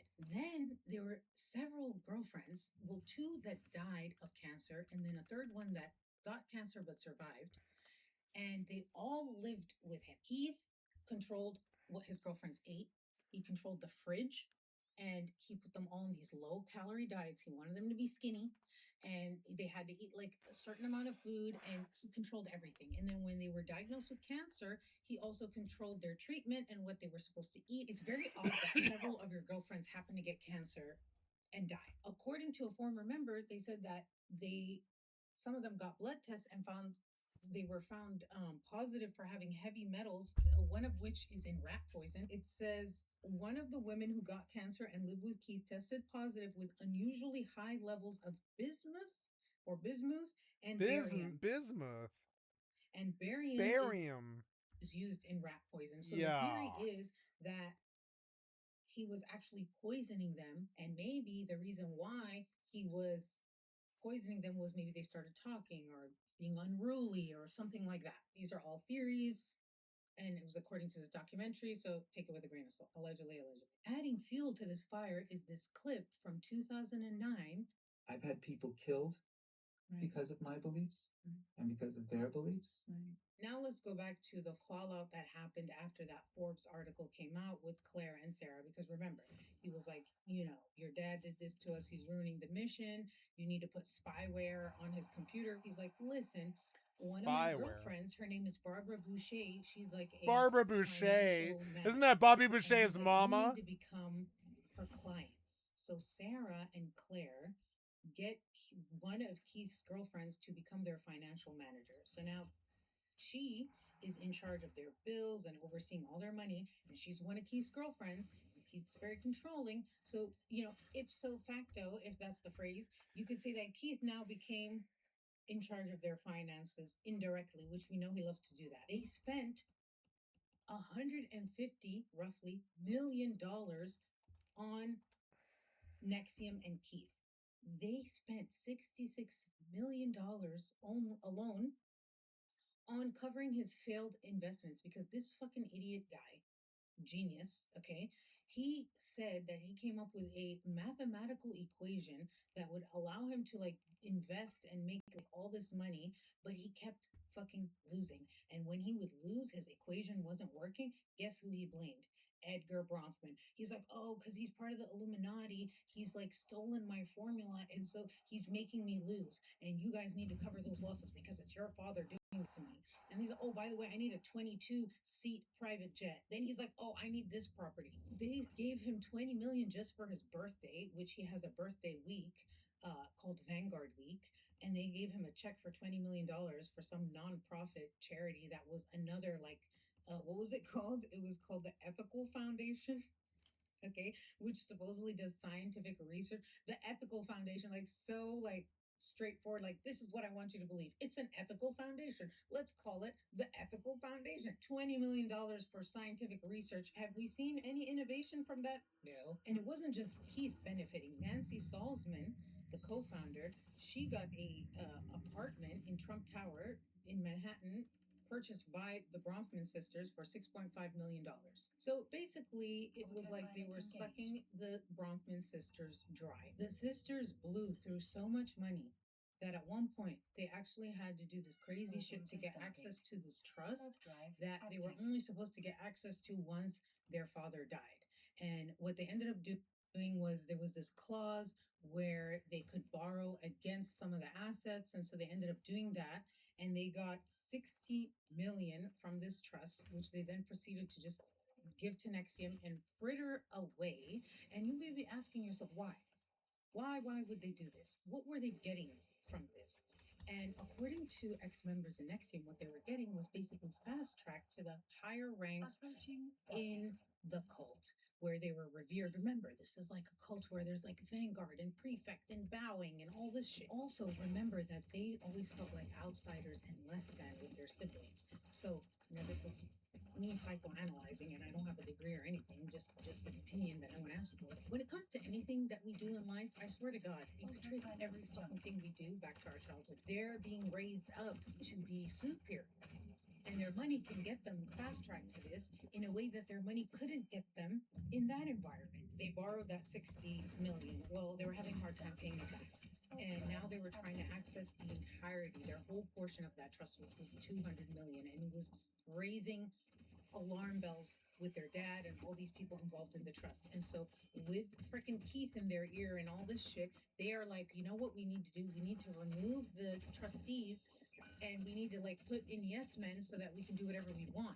Their dad caught wind of this and was like, oh my God. And he was considering actually declaring them legally incompetent to stop this. But then they were like afraid that this would put stigma on them and what would people think in the high society, in the Bronfman family. And so they decided against it. Also, while all this shit is going on, Claire Bronfman was a very successful equestrian show jumper, and she ends up basically throwing it all away. She said that she only did it to get her father's love. And when she didn't get her father's love from that, she didn't care. She also said, which I think this is the real reason, is that once she won, she felt pressure to like not lose. And I think she crumbled under that pressure. And so she was like, you know what? I'm just going to sell my ranch. It was like state of the art equestrian ranch with all these equipment facility, all these horses she had, sold that too. According to insiders, it was actually Keith that was telling her to quit and sell all the horses and fucking get in with it. And he was like, really? You're going to do equestrian when the mission of Nexium is so much bigger? This is changing the world, what we're doing here. Really, they're not changing the world. He's a fucking kinky freak. They had this weird ass sex cult called DOS, which I'll get into in a second, but it had minors involved. He was doing all this freaky kinky shit. He just wanted to see how far he could push people, what he could get them to do. Maybe because he was mad that his mom kept making him dance and he wanted to make other people dance. I don't understand. So let's talk about it. DOS, it stands for Dominus Obsequious Sororium. Okay, of course he would try to do some kind of like Latin shit. DOS stands for dominant over submissive. It was a sex cult. It was nasty. There were minors involved. He's gross. He had a 15-year-old girl in there. Ethan Allison, January 9th, 6:59 a.m. talking about branding the wall. Do you think the person who's being branded should be completely nude and sort of held to the table like a sort of almost like a sacrifice? I don't know if that's a feeling of submission. He was convicted of R-wording a 12-year-old hundreds of times. I'm sure you may have heard of this where it was like, and they were being branded with this symbol that was his initials. The way that it worked was like this, okay? He would get women who were already part of Nexium, and he would invite them into, this special exclusive women's empowerment group known as DOS. And the way to get into this group is you had to give leverage, collateral, which is something very humiliating that if it got out, it would be basically life destroying, right? Oh, I've heard of this. Yeah. Women really wanted to be a part of this. They thought it was going to help them. And so they're like, fine, okay. So they give him this like damning information. Once they get in there, they realize, oh no, it's actually a sex cult, and he's like controlling them. He wants them all to be, again, very skinny, so he's restricting their food, and he's restricting their sleep, and he's making them do these crazy sex acts, and just like crazy ass shit. They're like, oh my God, I want to get out. And then he's like, oh wait, remember that collateral?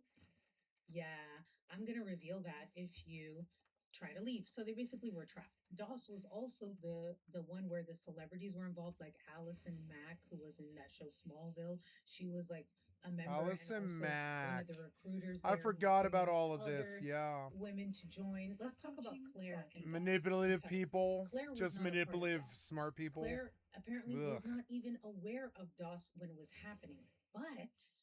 But when she did find out about DOS and all the criminal charges and stuff happened, she spent over $5 million not only defending Keith and Allison and Nancy Salzman and her daughter and all these people involved in the cult, but also trying to get a PR firm that would help make DOS look not so bad, and also spent money to have people go after Nexium members who spoke out about DOS. So just because she wasn't involved or knew about it at the time, she was still complicit in trying to protect it and cover up for it. So what does that tell you? I don't know. You tell me. Tell me. The thing with Claire too is that a lot of the ex-members said that she was, like basically a bitch. They said that, quote, she was very cutting and mean and treated people like servants. And then in 2009, a bunch of different shit went down. Remember, 2009 is also where we have that recording of Keith saying, I've had people killed for my beliefs. Okay, just to put it in context in the timeline. Also in 2009, Edgar Sr. turned 80, and although the relationship with his daughters was strained, they did go and celebrate his 80th birthday with them, and they say that he just really wanted to keep the peace and have the family together. So when they came to celebrate his birthday, he didn't want to bring up the cult or anything like that, and they seemed to have a nice time. And then something else also happened in 2009, and that is the quote extortion letter that Claire claims she got, but we'll find out later that she lied about that. And then there's also the Dalai Lama drama. But first, let's talk about the letter because that happened 2 weeks before the Dalai Lama drama. Claire says that she got this extortion letter that was from her hairdresser and her masseuse and her financial planner. Remember, Barbara Boucher. She said that in this extortion letter, they demanded $2.1 million from her, or else they would, quote, go to the press with information they deemed harmful to my sister and I. The thing is, according to this Vanity Fair article, where they went and they looked everything up, they said that actually it wasn't a letter addressed to Sarah and her sister for extortion. It was actually addressed to Keith and Nancy, and it was from Nexium members who were resigning. And the $2.1 million was money they said they were owed by the cult that they wanted. And yes, Barbara did sign it, their financial planner, but it was many members who signed it. It was 9 of the top level members of Nexium who signed that letter, including Barbara Boucher, the financial planner for the sisters that Keith told them, who's also his ex-girlfriend. Okay, whole last thing. When they wrote this letter, they were basically saying they had major concerns about things that were going on in Nexium and all these secret groups and all this shit. And they're like, listen, we want out and we want our money back. For whatever reason, Claire decided to spin that and say it was an extortion letter aimed at her and her sister. A few days after that letter, the Bronfman sisters fired Barbara Boucher as their financial planner. And now we have this fucking drama with the 17 bankers' boxes. In these bankers' boxes were a bunch of documents. After they fired Barbara Boucher, they also sued her. And they said that she conspired with her psychic.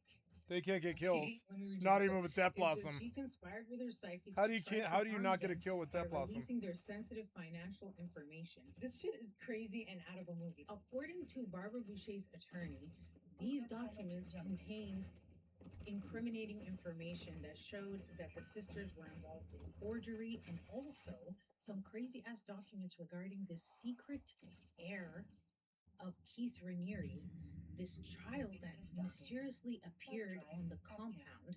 Here's another quote I have to read you. His name is Galen, Gaelen, and it says he's a motherless 3-year-old boy brought into the group as a newborn under mysterious circumstances who has been living at their compound.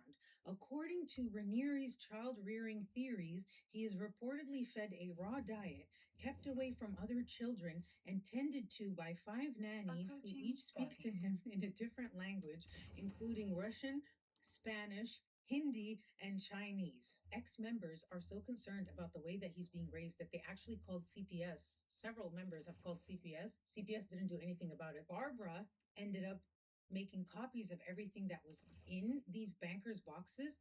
Number one, she said because she was required to by law to make duplicates and keep duplicates as their financial manager. But additionally, she said it was because she felt that the sisters were going to try to set her up. And so they talk about in this article this whole ass thing where she like goes in the darkness of night at the last minute and like zooming through to try to go to like some drugstore to make photocopies or whatever. It was like this crazy ass thing. The only thing we have is Barbara Boucher's attorney in court claiming that those are incriminating documents. The Bronfman sisters, they didn't just go after Barbara Boucher. They literally went after anyone Barbara who Boucher. had anything negative to say about Keith. Like Rick Ross, the cult expert, they went on like a 7-year legal battle with him. And that's the thing, right? They have all this money and they can get the best attorneys and they can drag it out in court to the point where so many people that they sued would end up having to declare bankruptcy just because they just could not keep dealing with these lawsuits. They would either give up or go broke or both. Now let's talk about the Dalai Lama drama because it was 2 weeks after this supposed extortion letter that the Dalai Lama drama occurred. And what it was is basically that the girls had secured the Dalai Lama to come speak at some Nexium event. And when word got out, there was all this backlash. And so the Dalai Lama canceled. And the girls were so upset. They're like, how dare he cancel it? Now, I heard that he's a CIA agent, but that's like a whole different story for a different day. But it says here, quote, in early April, the Dalai Lama canceled his visit. What happened next is something of a mystery. People believe that Sarah and Claire flew to Dharamsala, India to plead with him. And if so, it's possible they were just extremely persuasive because His Holiness changed his mind. But the Dalai Lama Trust, registered in New York State just 2 days before the Dalai Lama's appearance in Albany, raised eyebrows. Calls to the trust were not returned. So basically, they think that they bought him. He's for sale. I wonder if he's expensive. So he showed up, and there's all these pictures of this event and whatever. And there was a lot of backlash, though. People were like, what the heck is this? Does he know that this is a cult? So all that happened in 2009. Okay, now it's 2010. And in 2010, Vanity Fair publishes this article called The Bronfman Sisters and Nexium, and it is bad. Okay, very, very bad. And it reveals a lot of the things that I've told you in this video were revealed in that article. 3 years after this article comes out, their father dies. Edgar Bronfman dies in 2013. When Edgar Bronfman Sr. died, he had a net worth of $2.5 billion. Fast forward to 2017. This is a year before they're all going to get arrested. Claire Bronfman does an interview, and she does it from one of the wellness centers at Nexium. And she's asked about all this weird sex shit because all this stuff had come out about the sex cult and what the hell was going on. And she said, quote, at this point, she's been with the cult for 15 years. Also, her sister Sarah at this point is over it. She's onto some new whatever she's into. But Claire is diehard. And so she does this interview and she says this: I think that there are some people for whom sex is very intimate and it's not something that's taken lightly. I believe Keith is on that end of the spectrum. It's not just, sex isn't just sex for the sake of sex. And then she said, Nexium is not a cult. She said, there's nothing that we do that's bad. And I think cult implies bad. And then a year later, she got arrested, and Keith Raniere got arrested, and Allison Mack, and like a bunch of people got arrested. Claire ended up pleading guilty just a few weeks before Keith Raniere's trial. He went to trial. She pled guilty to concealing and harboring an undocumented immigrant for financial gain and for fraudulent use of identification. Despite pleading guilty, Fraudulent she use of never turned her back identification. on Keith. And actually, this would end up getting her such a harsher sentence than she would have got if she would have like denounced Keith. But because she did this statement, she said, many people, including most of my own family, believe I should disavow Keith and Nexium, and that I have not is hard for them to understand or accept. However, for me, Nexium and Keith greatly changed my life for the better. And the judge actually took this into account when he sentenced her, which he gave her a sentence of 6 years and 9 months, as well as she had to pay one of the victims $100,000. She had to forfeit $6 million from her own money, which she has a personal fortune of $200 million, and she had to pay a $500,000 fine. The judge said, quote, I am troubled by evidence suggesting that Ms. Bronfman repeatedly and consistently leveraged her wealth and social status as a means of intimidating, controlling, and punishing. She used her incredible wealth as a means of intimidation, threat, and exacting revenge on individuals who challenged its dogmas. Barbara Boucher, the financial advisor, she called her out on still supporting Keith, because she did still support Keith, and she wasn't allowed to talk to Keith, and she was still finding workarounds, ways to talk to Keith and support him and his legal fund and appeals and everything. And so Barbara said, you've been under house arrest for 2 years. You have never stopped. She said, will you ever stop? Apparently, Claire just sat there and stared blankly. Then it was time for Keith. He got convicted in 2019 of sex trafficking, forced labor, human trafficking, multiple counts of racketeering, including sexual exploitation of a child, and he got sentenced to 120 years. In 2024, so last year, Claire Bronfman was released from prison and she went to a halfway house. They say that she's still trying to keep in contact with Keith Raniere and that she gave over $5 million to not only his defense fund, but Nancy's defense, Allison Mack, all these other people, and that Keith actually ran out of all his appeals and that she's still supposedly in contact with him, again, in a roundabout way because she's legally not supposed to. And that's the current situation. Thanks for watching, and I'll see you guys in the next one. And by the way, if you would like to subscribe, I would be totally okay with that. By the way, for the record, if you're wondering, I wouldn't mind. And if you don't want to subscribe, don't subscribe. There's nothing I can do about that. Okay, thanks for watching. Bye. Autopilot jumping.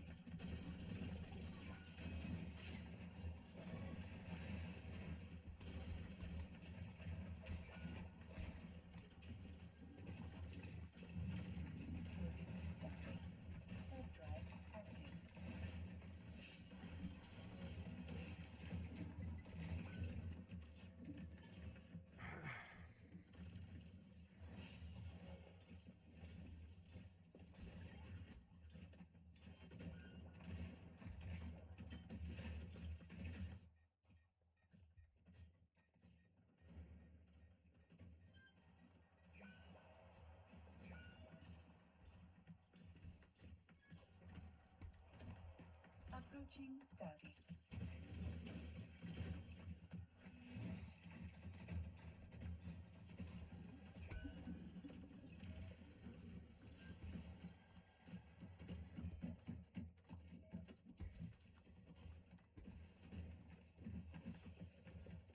Autopilot jumping.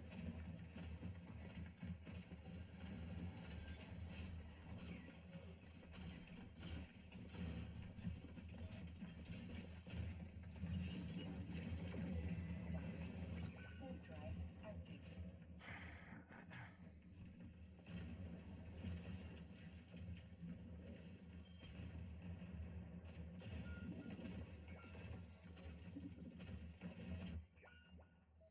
Everybody died and we lost. But our healer left, and that's why. So.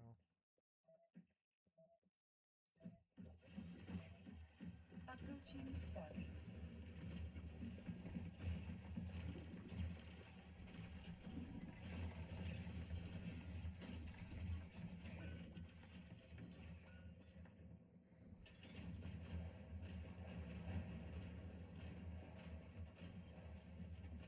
Autopilot jumping.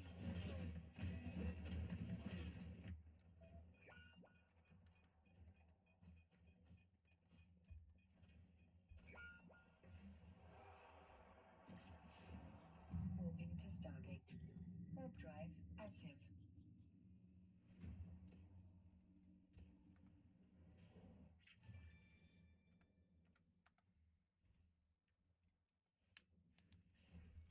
BRB, I gotta pee. Upskirt.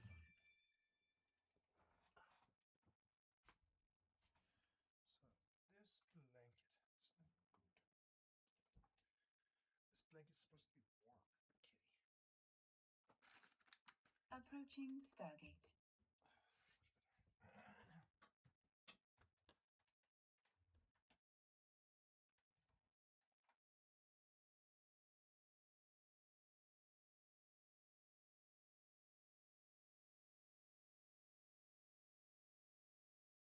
Autopilot jumping.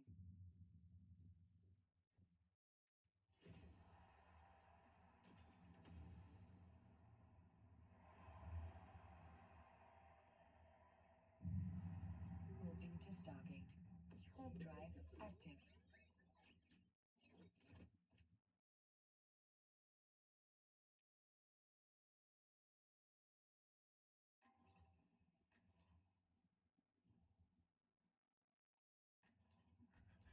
Approaching Stargate.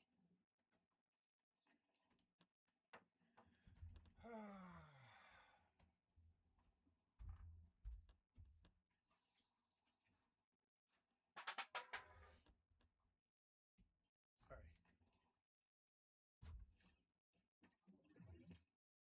Okay, let's turn my lights on. Autopilot jumping. That's not right. Oops, right. I forgot to do this.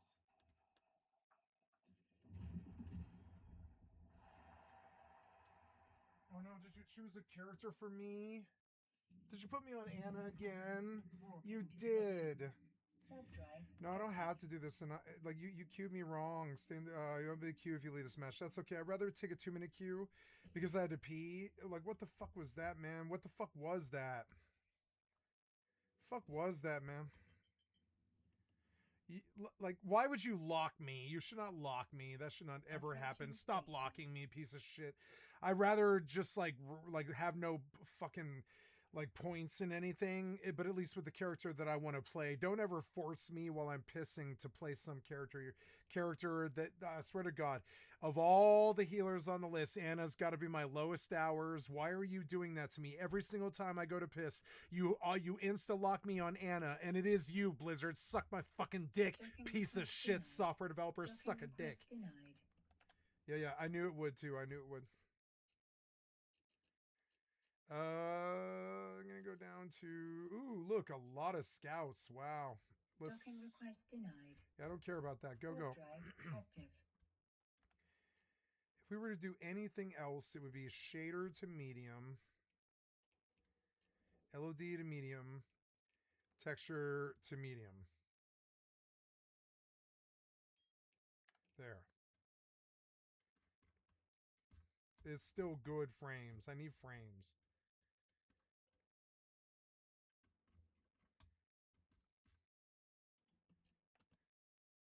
Okay, yeah, we're suspended, yeah. To station. 10 minutes, motherfucker.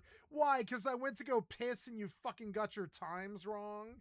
No, I'm going to get off your piece of shit toxic game. Sorry. You and your fucking 10-minute fucking queue. Fucking worthless ass piece of shit software developer. Get a better clue than that, cocksucker. How do you have Blizzard? How do you have Blizzard? We don't really know. How is it that you work at Blizzard? Like Pirate Software. If Pirate Software is from Blizzard, then it makes sense. It makes sense. What do? We're going to go to Fort Nightmares.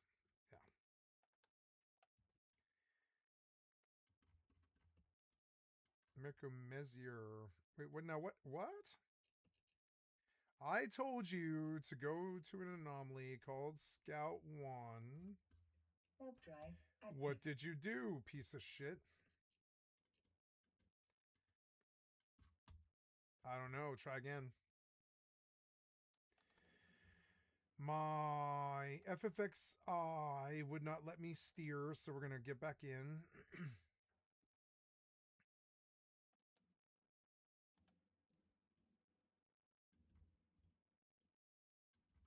Warping to station. Warp drive active.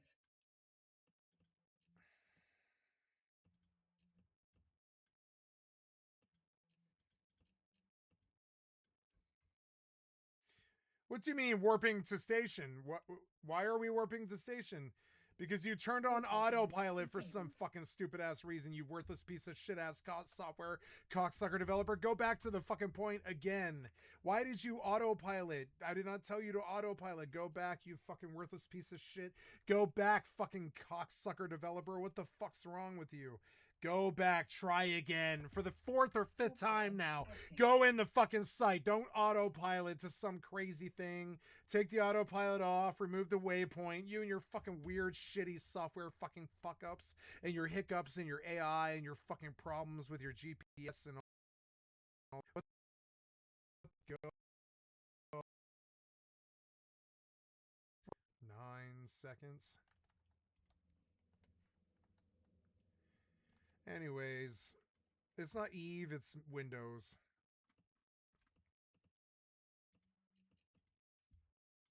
Warp drive active. If the operating system was competent, it wouldn't be owned by Bill Gates, a child molester.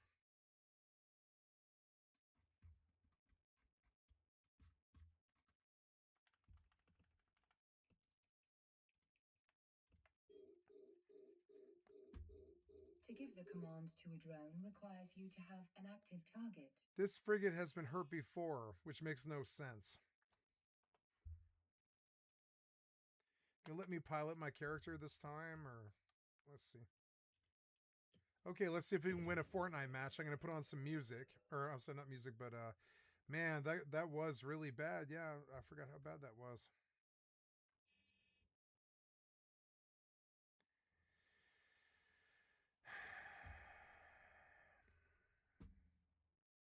We've done this before, but this is always a really funny story.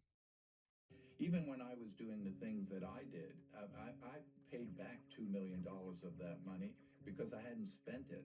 And then I eventually paid the other $500,000 back only because I felt it was right to pay all the money back. Jorge Bear, never repaid. I paid the money back, so there really isn't anyone sitting there saying they're out the money or they lost money from this crime. The Trinidad family, the Parks family, Jan Hillman, never repaid. I repaid that $500,000, though there was no court order restitution in my sentence to do so. September 11th, 1991, Frank Abagnale files for Chapter 7 bankruptcy. $1.6 million in personal debts legally erased, while giving speeches about paying everyone back. As many of you know, I had absolutely nothing to do with the movie. I made no money from the movie. I was not involved in the movie. They put me in a cap and a big coat. You weren't involved in the movie about you? The French policeman who goes up to arrest Leo in one of the final scenes. I'm sorry, guys. That's going in my quote folder for a song. I wasn't paid for the movie about me. More neurolinguistics, right? Song lyrics, right? This is a good song lyric.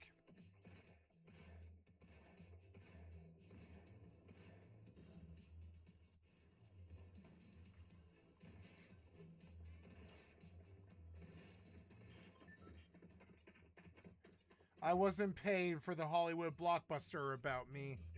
I'm going to show you about 40 years of lies. The receipts, they're devastating. The victims, they're real. A lot of people say, yeah, but you know, you became a very famous thief before you were old enough to drink. You were wanted in 26 foreign countries and 50 U.S. states. Well, yeah, I did a lot of things that got a lot of attention, probably because I'd never been done before. Frank wasn't a genius, the guy isn't charming, and he definitely was never reformed. Frank Abagnale, in my opinion, is a predator who figured out how to sell his story. And I guess we all bought it. So let me show you exactly what we paid for it. 1970, Arizona State University. Frank's in his Pan Am uniform, setting up a table. He says he's recruiting stewardesses for Pan Am, and the line wraps around the building with attractive women. Now, aviation student Paul Polson watches Frank Abagnale interview every woman alone, one by one. Polson asks him, I didn't know the pilots did any of the recruiting. Frank's response, not only am I a pilot, but a doctor as well. I do everything, the interviews and the physicals. Physicals for a flight attendant job. Now, Frank tells Polson to call Pan Am headquarters in 3 weeks, and he'll have a job waiting for him. 3 weeks later, the FBI calls Paul Polson. Frank, he had stolen the uniform, he had stolen credit cards, and never worked for Pan Am, and never was a doctor. But they say he had examined every one of those women that day. One of the girls came over, always gave them a thorough examination, sent them on their way. I was young, but not stupid. Now, Frank tells his story today at corporate events for about $30,000. It's his best material. When the girls came by, I gave them a thorough examination. When the girls came by, I gave them a thorough examination. Thorough examination. Thorough examination, sent them on their way. Thorough examination. I was young, but not stupid. But Frank wasn't just targeting college kids. 1969, Frank's wearing his pilot uniform, taking a Delta flight for free, like always. He sees flight attendant Paula Parks and becomes obsessed. A Q stated he met Paula Parks in Miami, Florida, and followed up with her, contacting her at her residence. Now, that's the police version of the story, but here's what actually happened. Now, Frank calls Delta Airlines, impersonates Paula's manager, gets a hold of her flight schedule. Frank then follows her across the country. New Orleans, Washington, D.C., Miami, Florida, trying to ask her out on a date, tracking her across the country.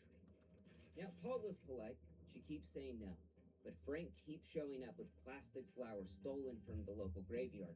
Now, while the flowers had no smell, Paula remembers one smell from Frank, the smell of fear, the stress hormone.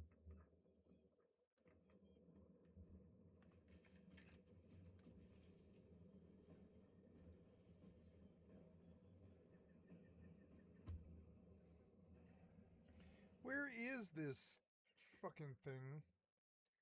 No, just close it entirely or whatever. This might mess with some things if I do that. It'll kill my program. Don't do that. I don't know. To run there, you stop.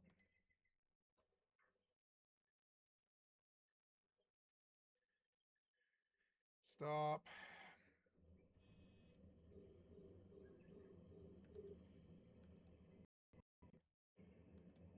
Here's somebody right here.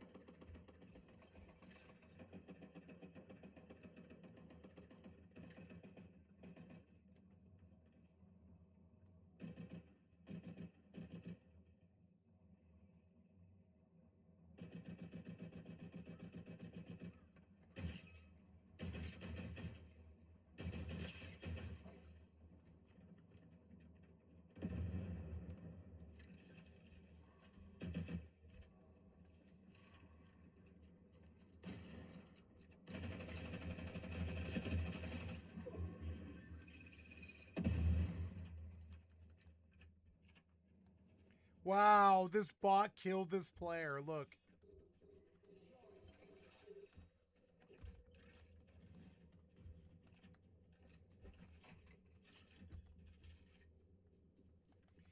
I think I like that thing more than the others. This shit'll fuck you up. It'll kill you.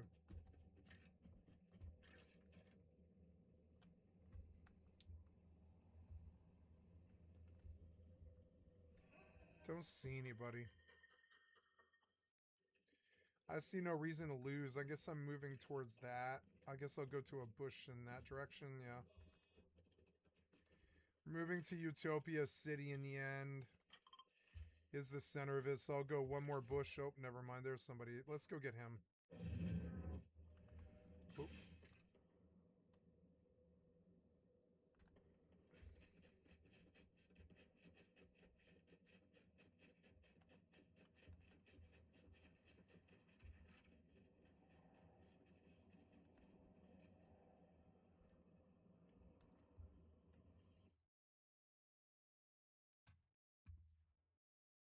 I don't know what's going on.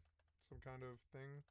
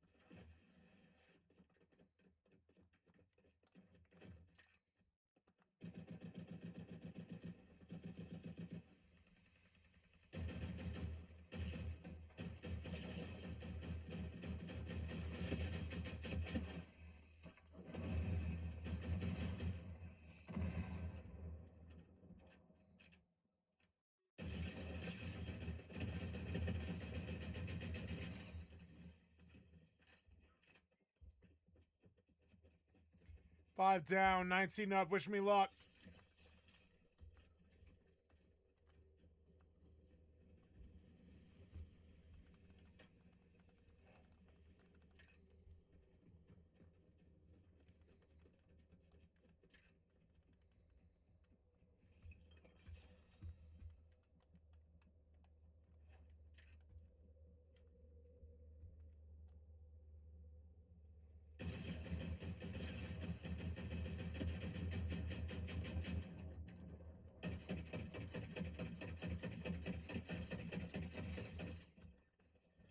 No shots. Sorry. I suppose I'll probably take that over that, yeah. Or I don't know, probably that. I don't know, that's probably... I don't know, they're not that good. I did well with this. Let's do this.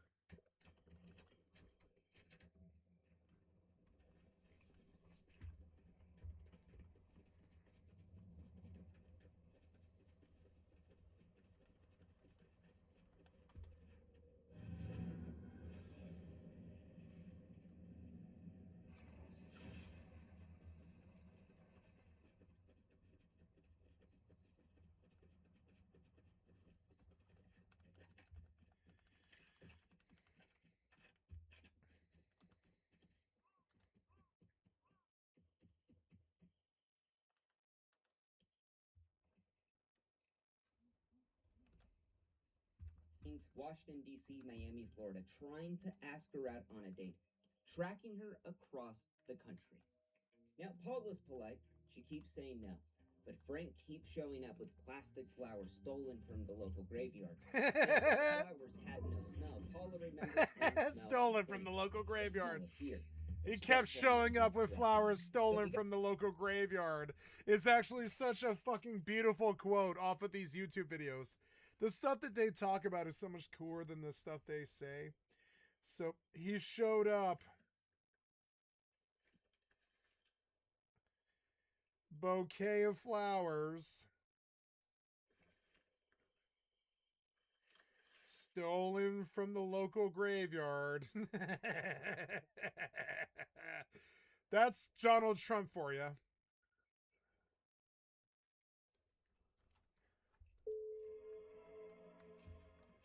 I want to make a song about Trump, and that's going to be the fucking the chorus line. He showed up with a bouquet of flowers stolen. Chorus line is she showed up with a bouquet of flowers stolen from the local graveyard. That's what I want to say about Trump. You got a grown man. It says it so well. State to state, pretending to randomly bump in her. A week later in New Orleans, Frank's waiting at Paula's home airport. He's in his uniform, and this time he's got a convertible, and he begs to drive her. And this time he's got a convertible. Look out for him. The women won't know what happened. That's so sexist. Such an anal retentive nerd sexist, sort of sexism.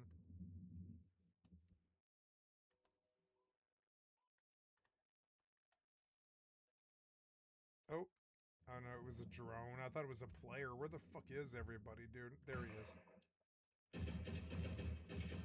I saw you, bitch.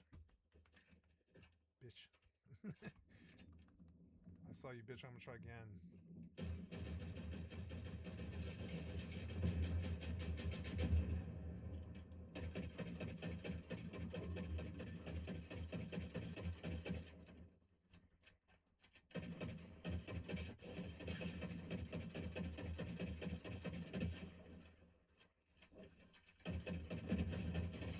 Got him.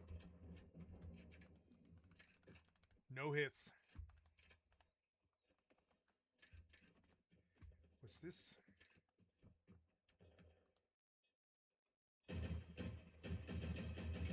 Why are you running into the water, you fucking idiot?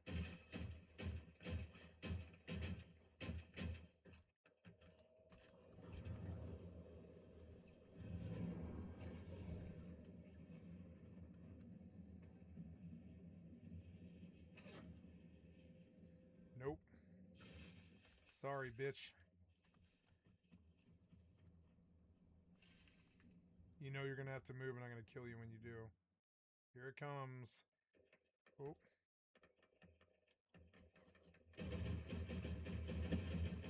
Got him! Sorry, troll! Fuck you! What?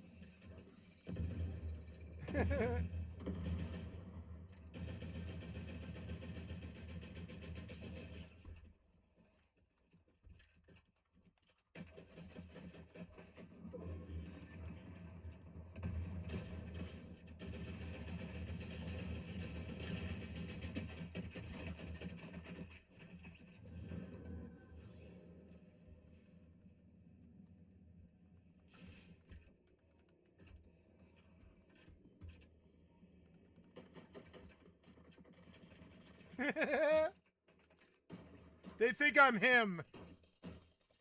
They think I'm him. It's so funny. Look. Here we go. 3, 2.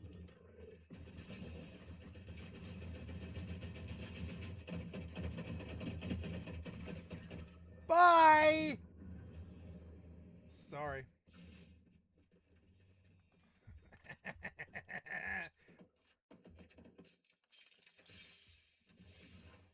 Fight my thing. Yep.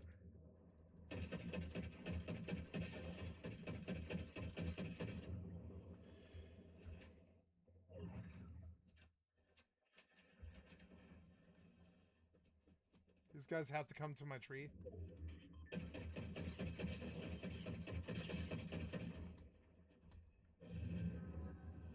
Sorry!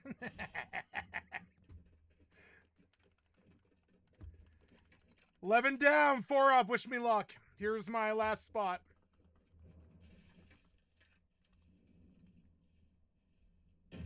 Sorry, buddy.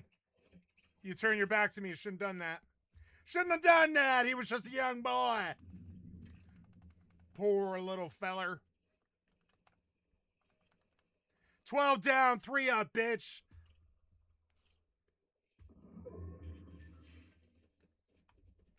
Ooh, he had a sniper rifle. Maybe I can use that. Let's see. Where's the enemy? Where is he? Where are you? Where are you, fucker? There he is.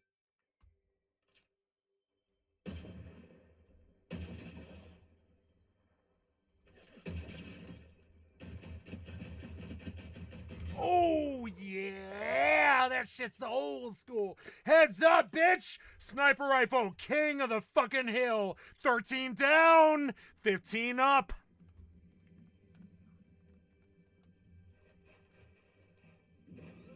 Show your face, bitch. I think I saw him.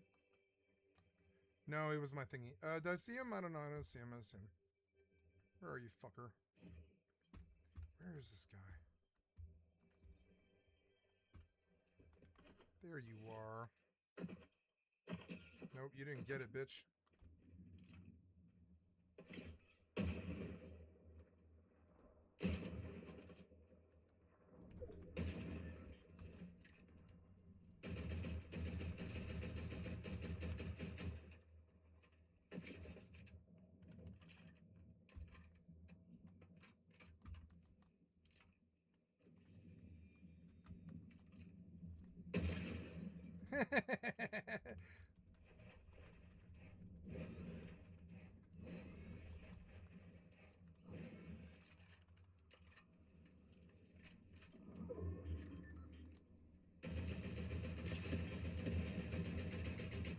Oh, yeah!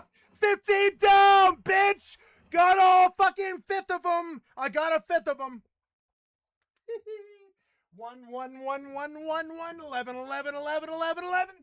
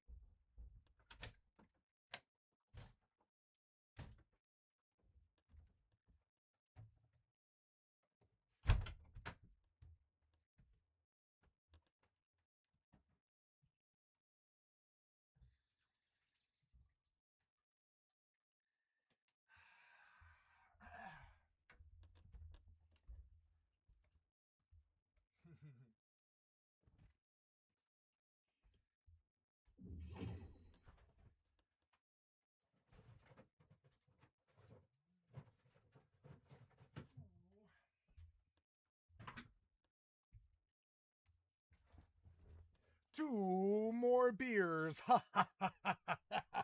Count them. A 1 beer. A 2 beer. Ha ha ha ha. 2 beers. 12 beers. Win in Fortnite. Not 1. 2 beers, bitch.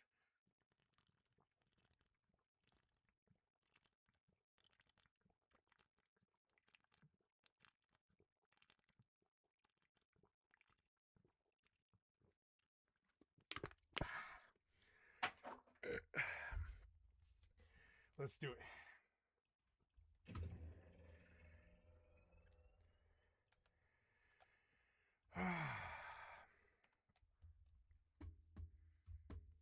So this guy was like a pederast. The smell of fear. Like, remember how they kind of like glorified how he was kind of like taking advantage of all those airline attendants Across the country. Now, Paul was polite. I really don't believe in using some kind of lie or finesse or bullshit to take advantage of human beings. I just don't really believe in it. This guy did it in spades.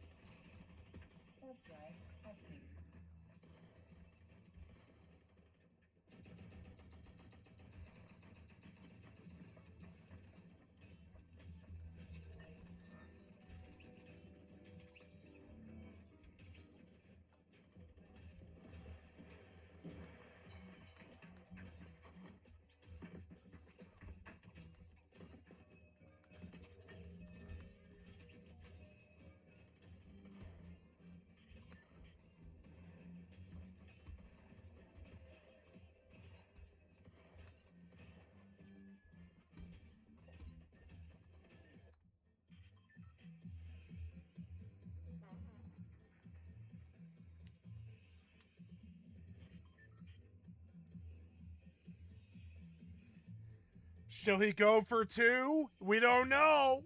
We don't know. Shall he go for 2?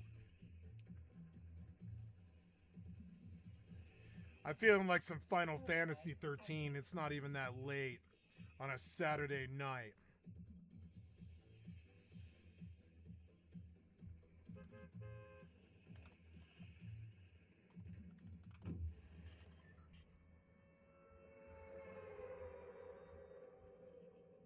Yeah. There it is. Get me out of here. Get me out of here.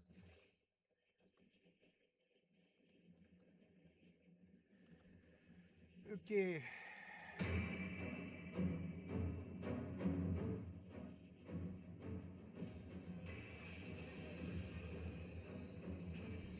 Oh, you cut my camera. There,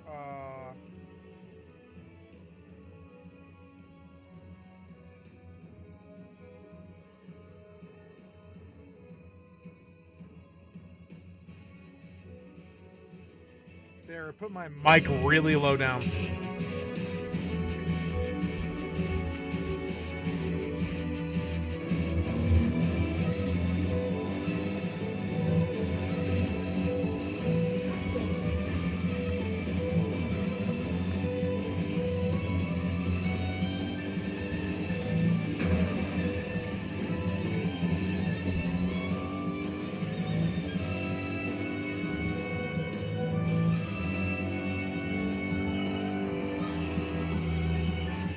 This guy doesn't expect me. I don't need a car. I don't need a gun. I have a car. I don't think he expects me. I don't care. This is my shit.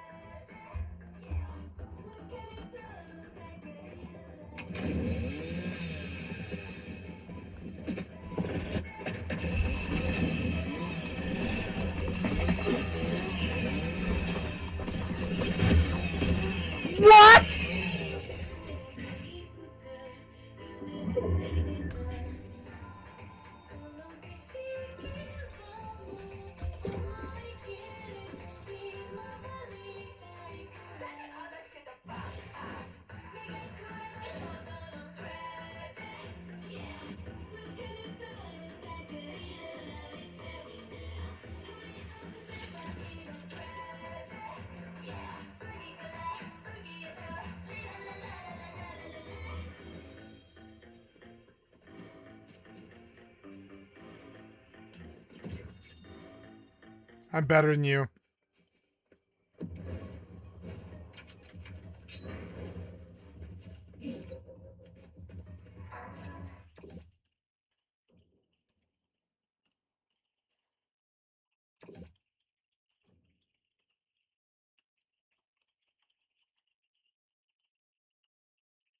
What is true? He got lucky. Piece of shit developer defended him even though I hit him first. Developers should err on the side of whoever ambushed first, not whoever hit the most. You get what I'm saying? Because that's kind of how life is.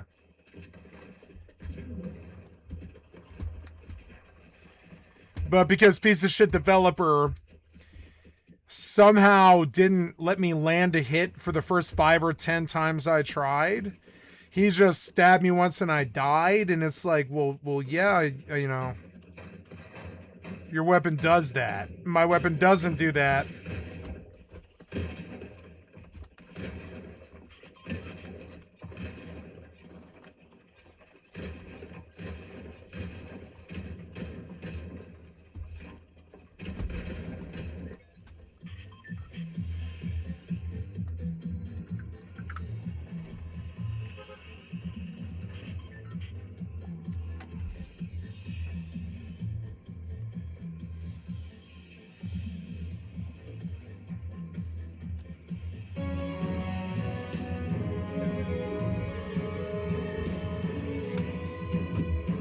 I should have switched games. It got kind of toxic when that piece of shit dodged me somehow 5 or 6 times and then hit me twice and I died. I should just leave the game. That's a piece of shit developer sucking dick.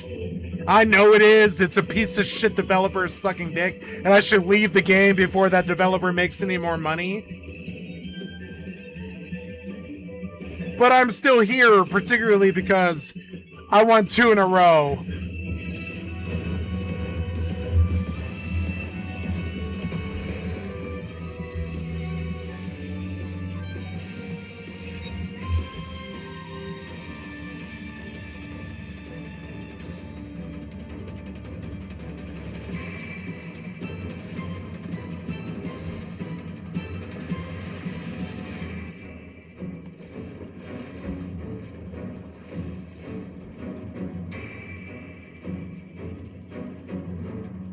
Took my only car out of here, that son of a bitch. He didn't go very far either.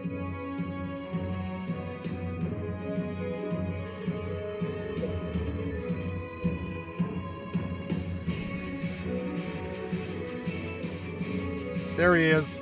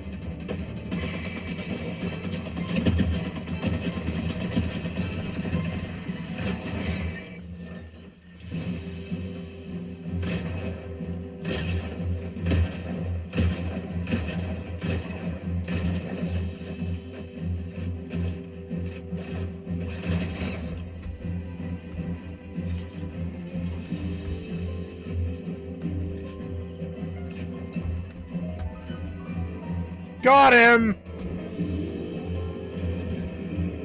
Got his car, too. Or a car. I don't know if it's his car. It's a car and it's full health, or whatever.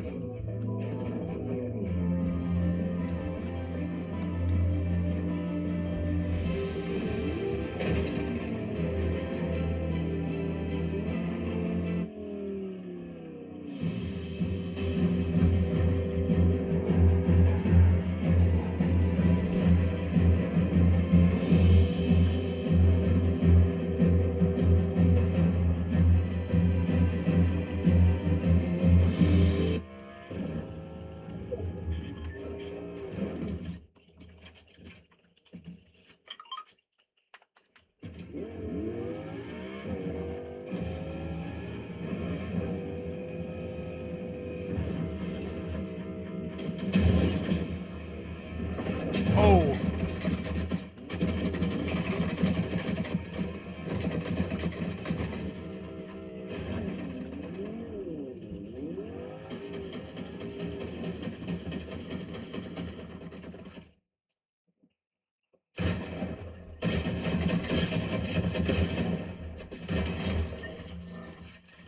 I do like that! I do!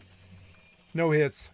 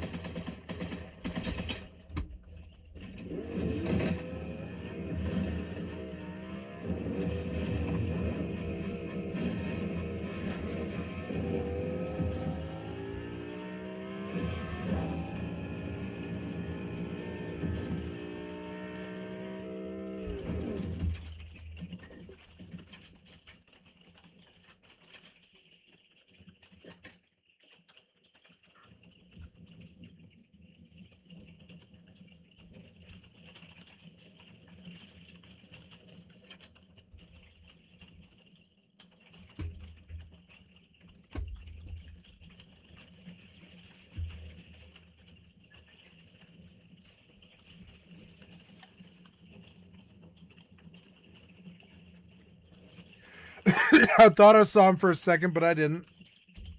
He's good.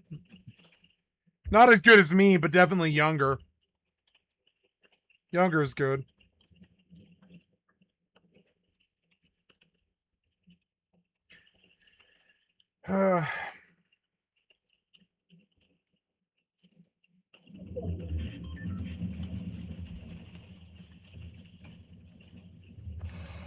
Ten beers in, 2 blunts in. How do you keep winning? I don't know. I don't know, man. It's like I'm a shashin, and these humans, they keep taking shots at me, but I just keep talking my way out of it. I don't know. There he is. I've been waiting for him. Took you a while, bitch. Yeah, it took you a while, bitch. Ooh. Oh, 70.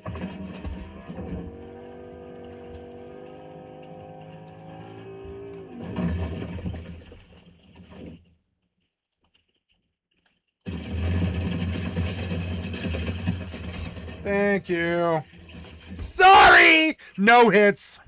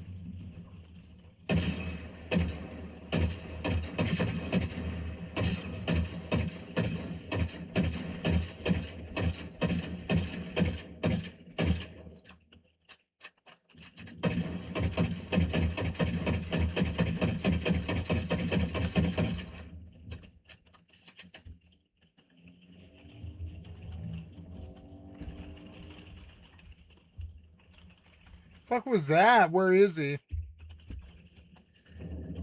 Fuck was that?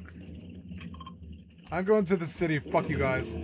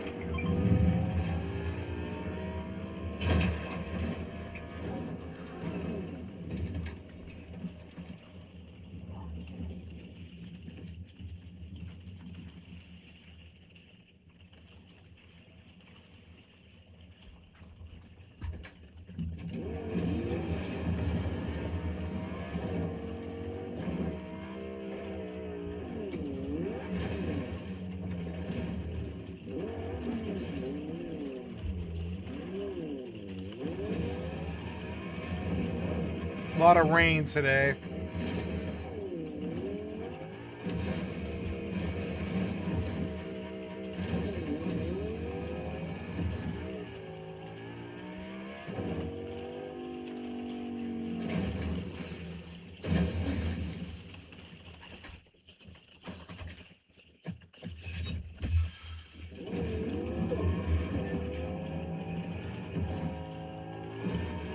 Oh! Sorry, buddy.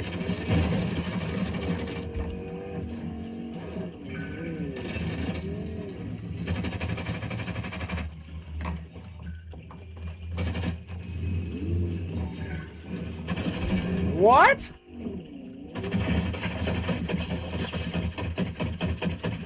Oh, yeah.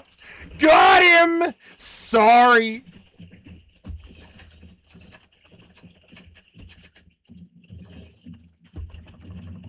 Sorry. Sorry, not sorry. Oh no, what's that sound? It's a real player, isn't it? Yes, it is. Okay, so orbit and do this thing.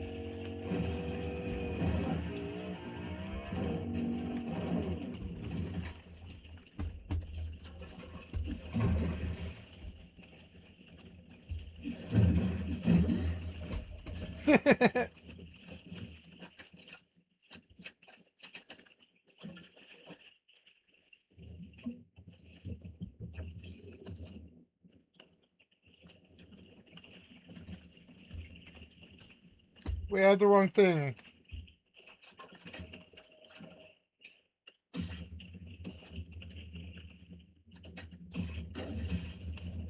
What was that? What?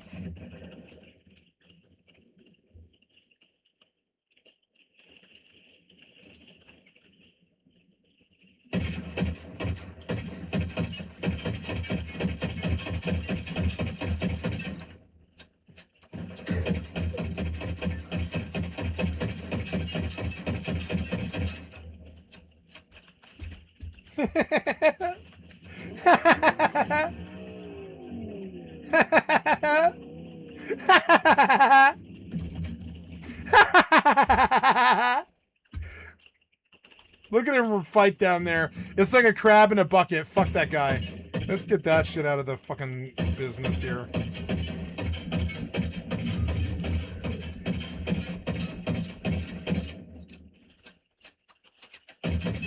No, you're not pushing me in that thing. No. Ooh, what was this? Ooh, what? Ooh. Yeah, you hit the car. I don't care about that.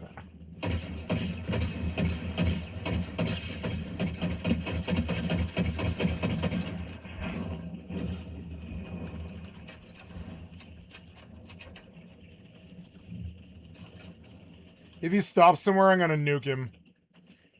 If he stops right there, I'm gonna fucking nuke him. Fucking idiot. Oh, God. Please let me in this car.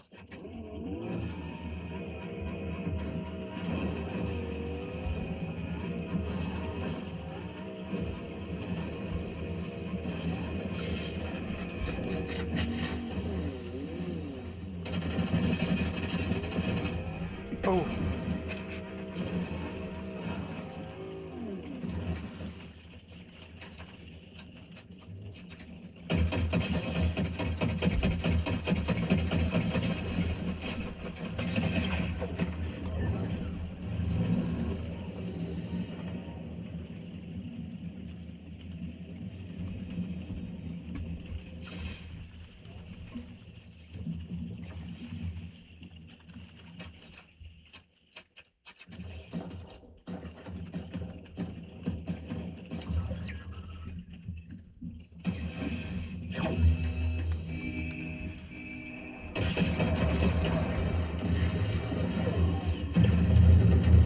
Wish me luck, guys. It's heads up. Or no, it's not. No, it's not. I fucked him up, did I not?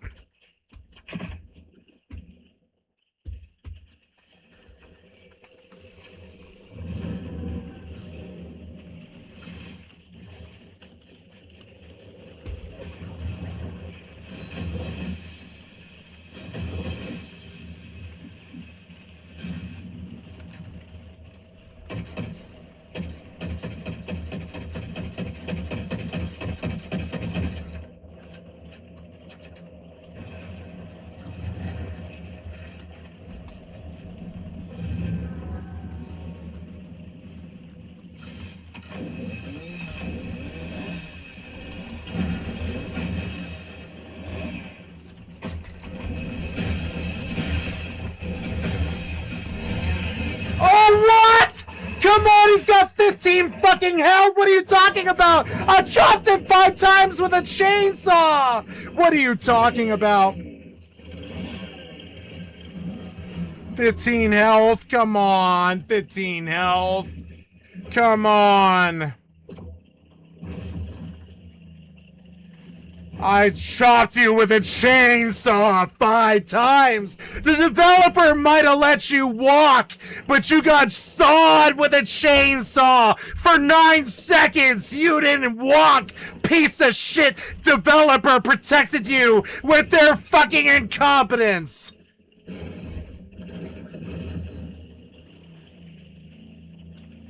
$15 health. Yeah, you better be scared.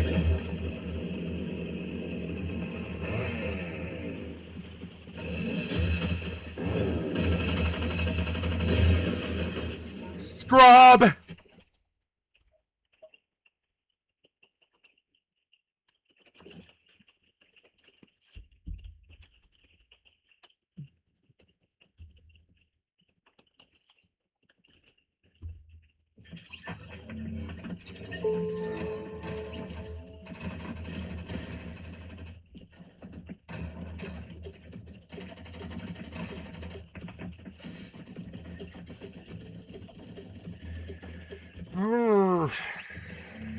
Try again. Sorry, guys.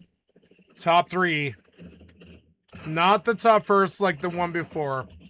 Top 3, I'm sorry.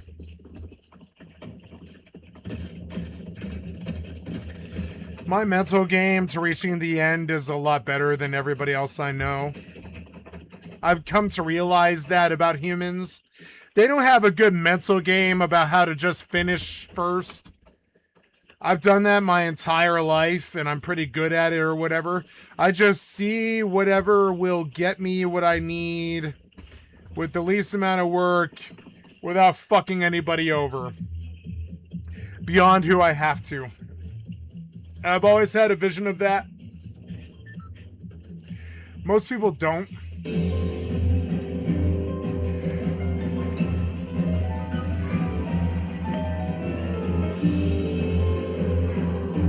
I don't want to fuck anybody over. I'm not your fucking enemy. You might have that in your own fucking weird, shitty brain.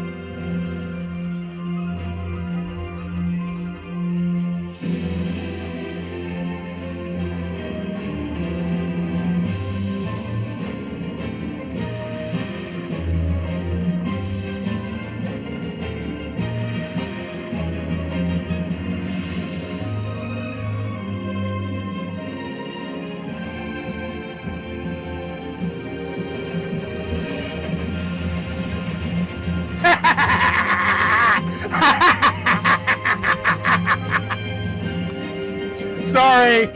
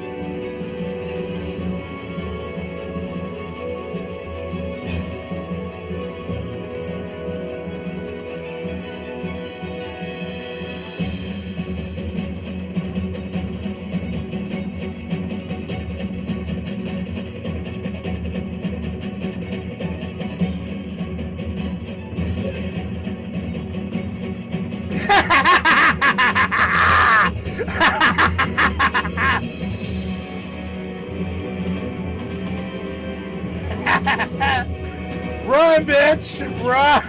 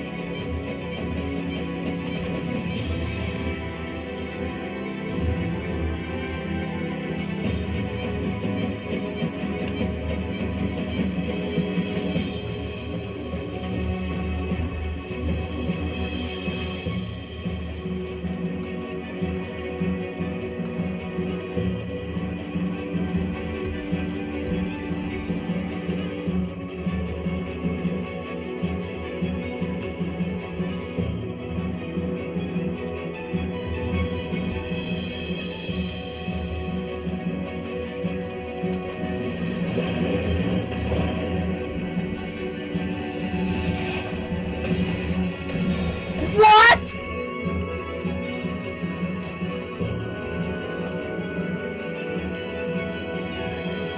Well fought.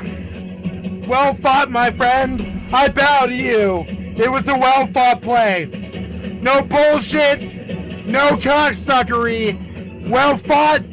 Well fought, Scooby-Doo. Dimitri Wolf 101. Well fought. I can respond to it.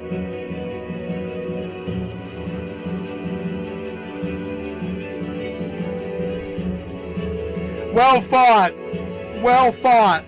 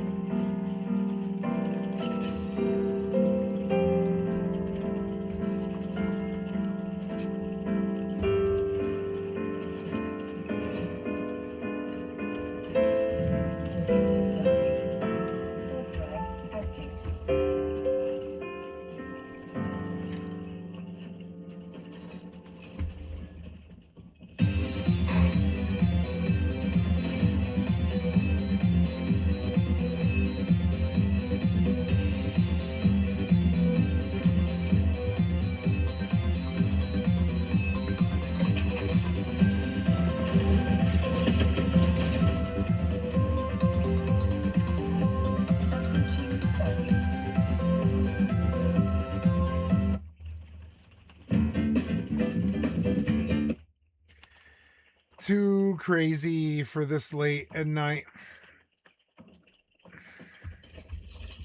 Sorry. No more music.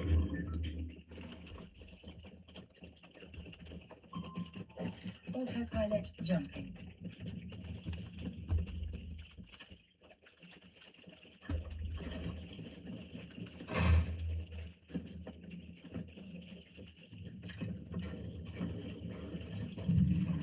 Moving to Stargate. Warp drive active.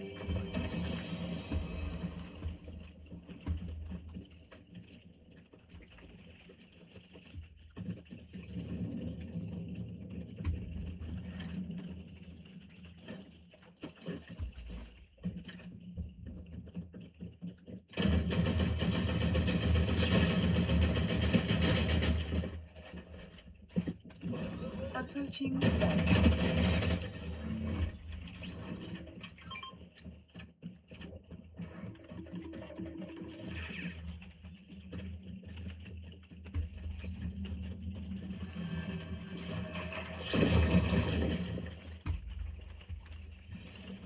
Autopilot jumping.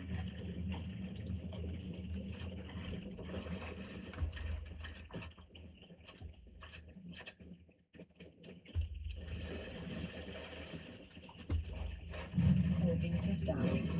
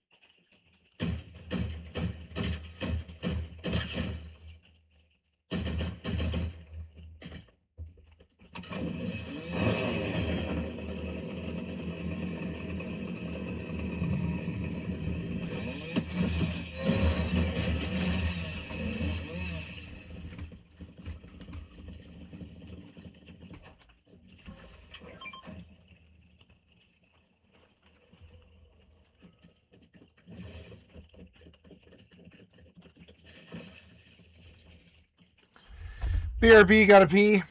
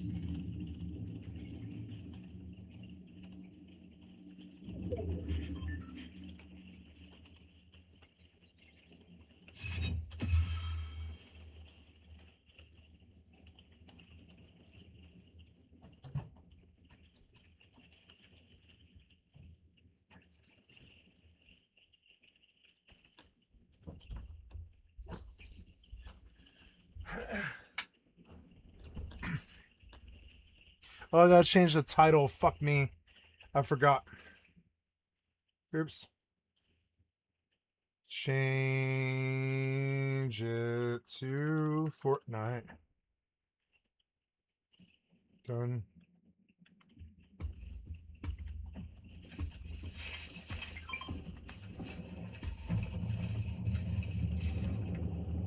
$26 left.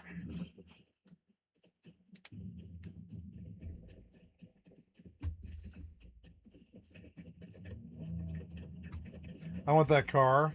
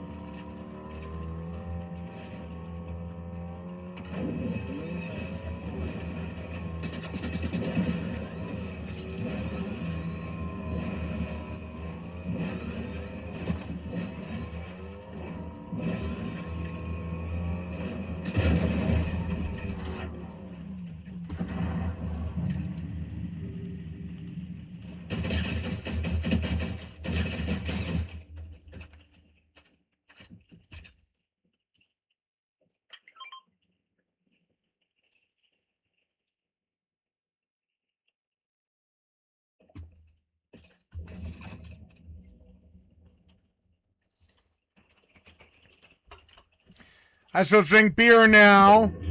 Many press W, warriors, press W.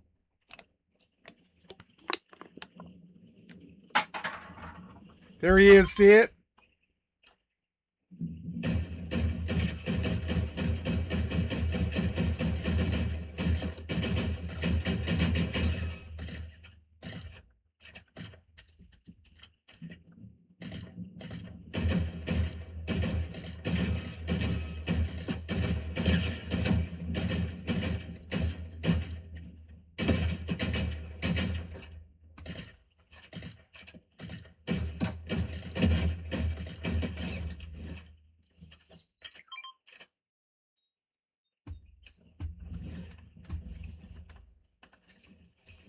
Nice, he dropped me a lot of ammo.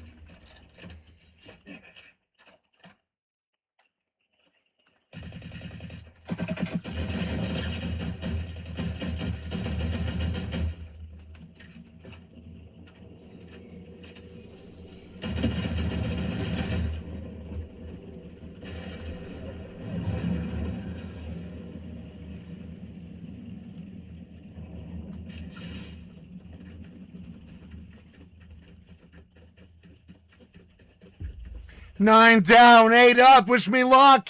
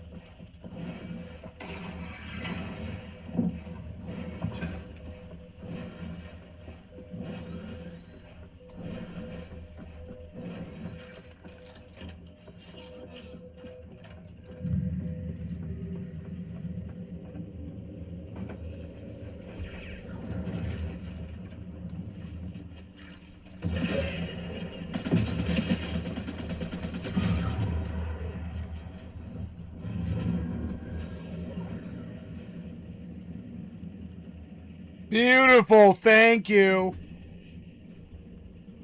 Thank you. Beautiful Sandbox. I love you. Oh, Bob.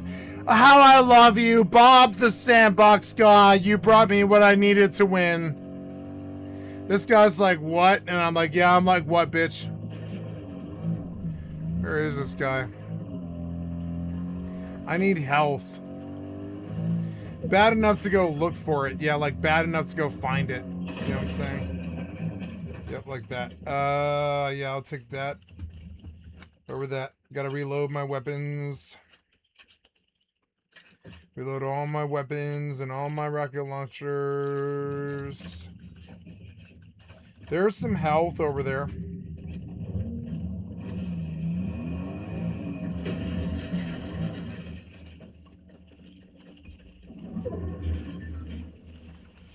There he is.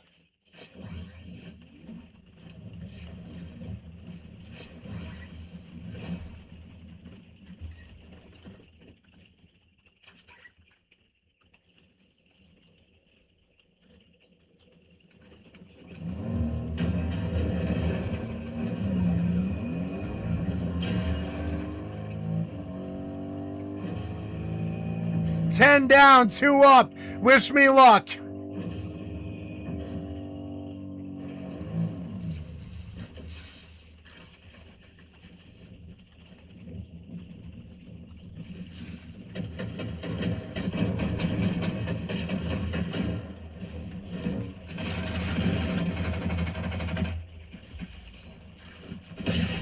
What? I couldn't fire! What are you talking about? I couldn't fire! I couldn't fire before he killed me! What are you talking about? Come on, man, I couldn't fire! I pressed the button, nothing happened! I'm sorry, guys. I pressed the button, nothing happened. Fuck you, Epic. I pressed the button.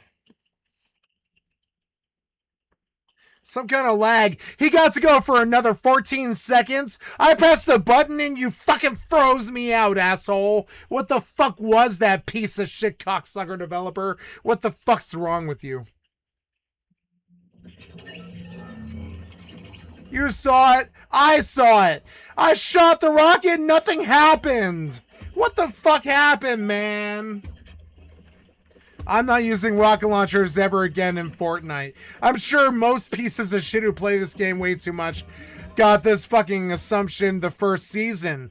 But see, I try to assume the developers mean what they say when they say something.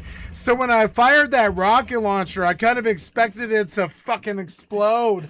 Then 14 seconds went by and I died. Come on, man. I'm sorry, I'm just trying not to be third place, you know, as you favor people above me.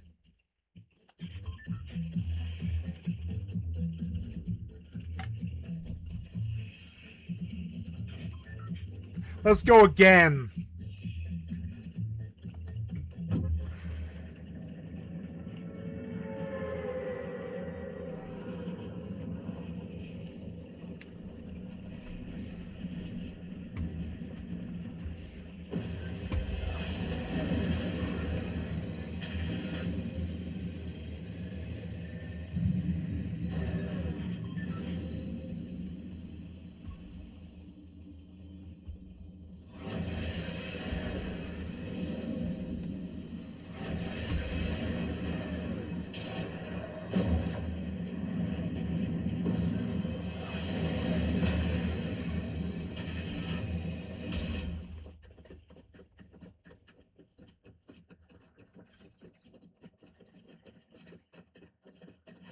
There's nothing there.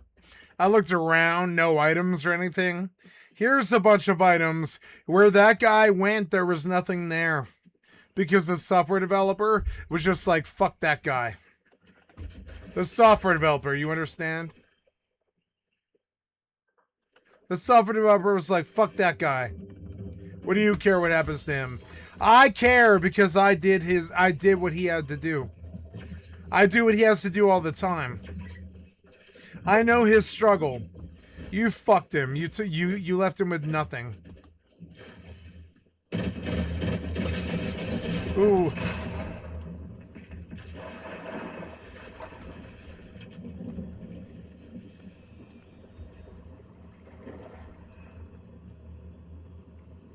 You around that corner, I'll fucking waste you, bitch.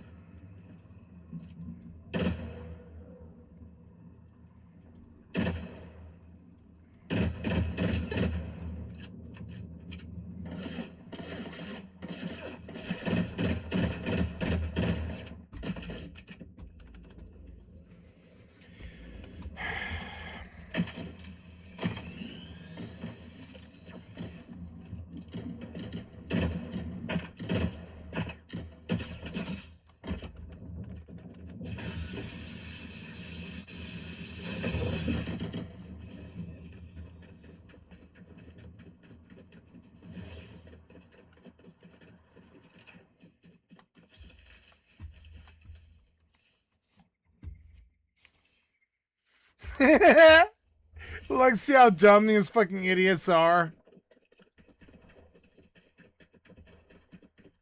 That equals nothing to them. Do you see it? Oh, I don't want him, so I just don't chase him. You understand? It's not that hard. Most of you fuckers, you think aggro is good because Ninja taught you that or something. Aggro is not good. I'm here to tell you right now, if you think in-your-face attitude works, oh.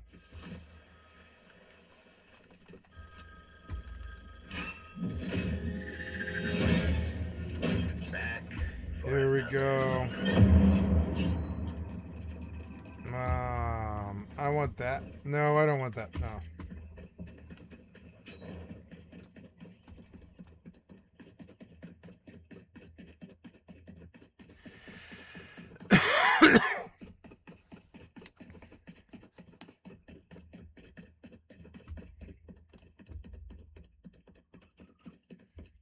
You know what it reminds me of?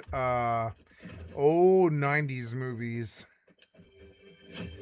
Stay tuned.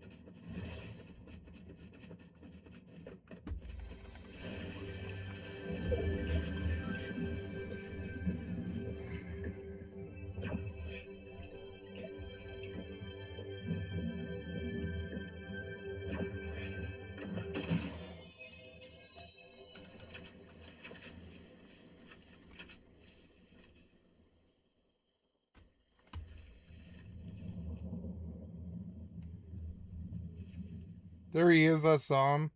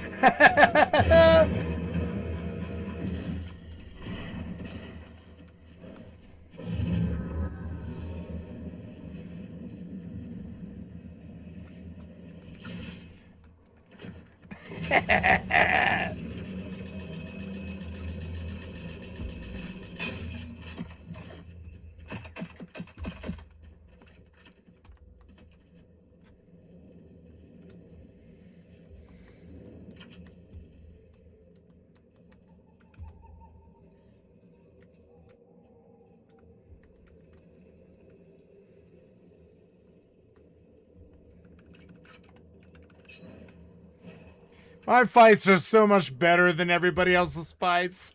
Do you see how my fights are so much better than everybody else's fights? I try to hide it, but I'm better than everybody else. I'm sorry. You see how they back down constantly?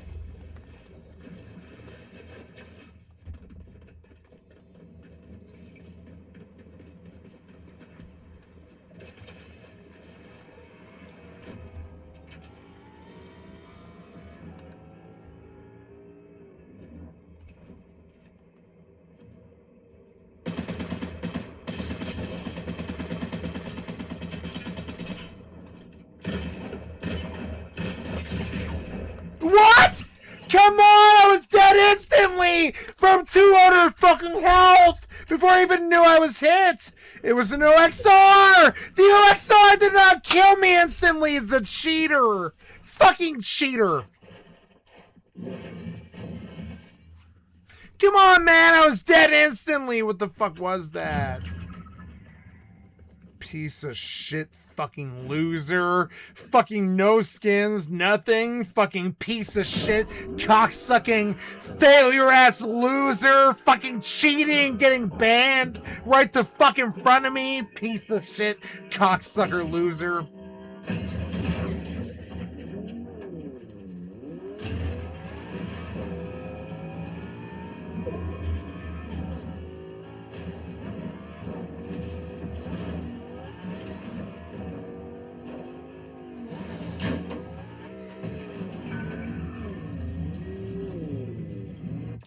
The fuck was this, man? What was that?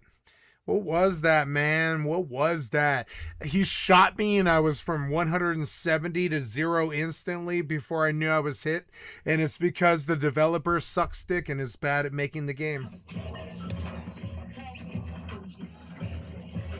I won't say it's him. It's not him, it's you. It's you. It's the developer. It's the game. Sorry. That guy's fine. He was fine. I can't believe he got that. Fucking asshole. I stressed him so fucking bad. What the fuck was that?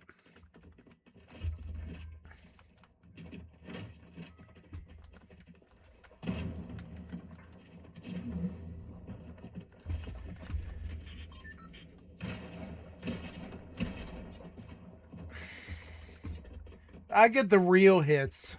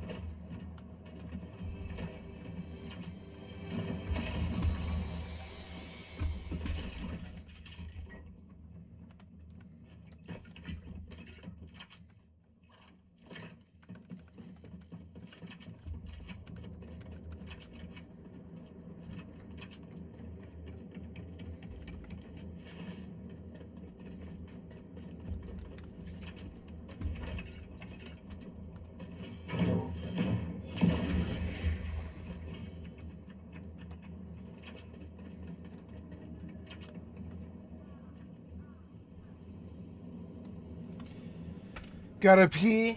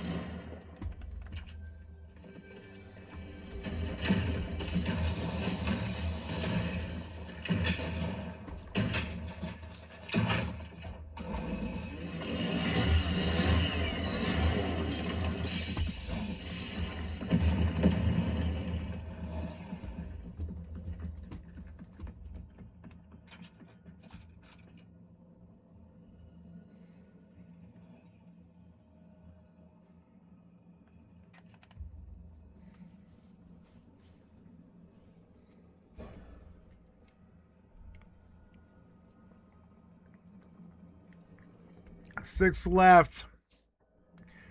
3 down.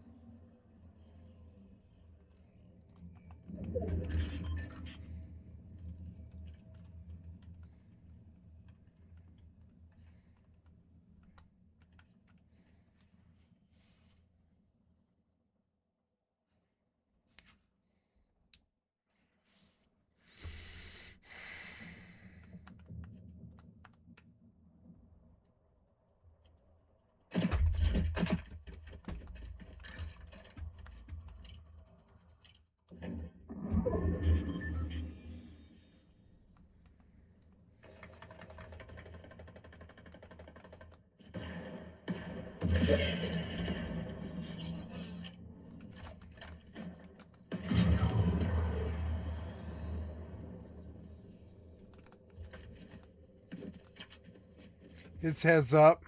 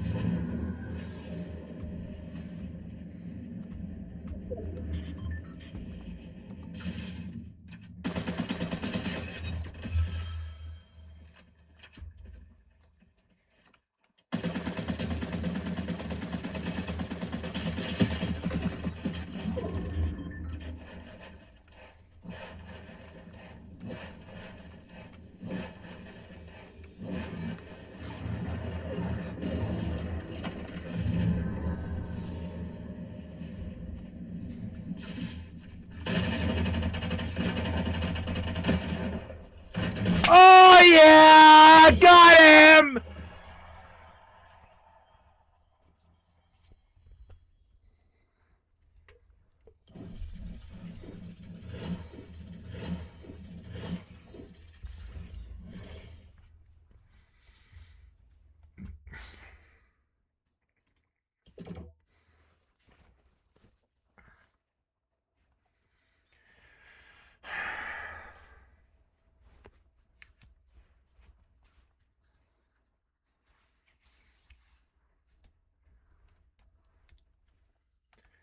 Good night, guys. I'm going to bed.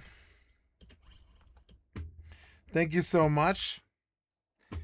You have been watching Skycat Live. I'm a full-time variety gamer all day, every day. Put me on in the background. Click on the cat space to donate.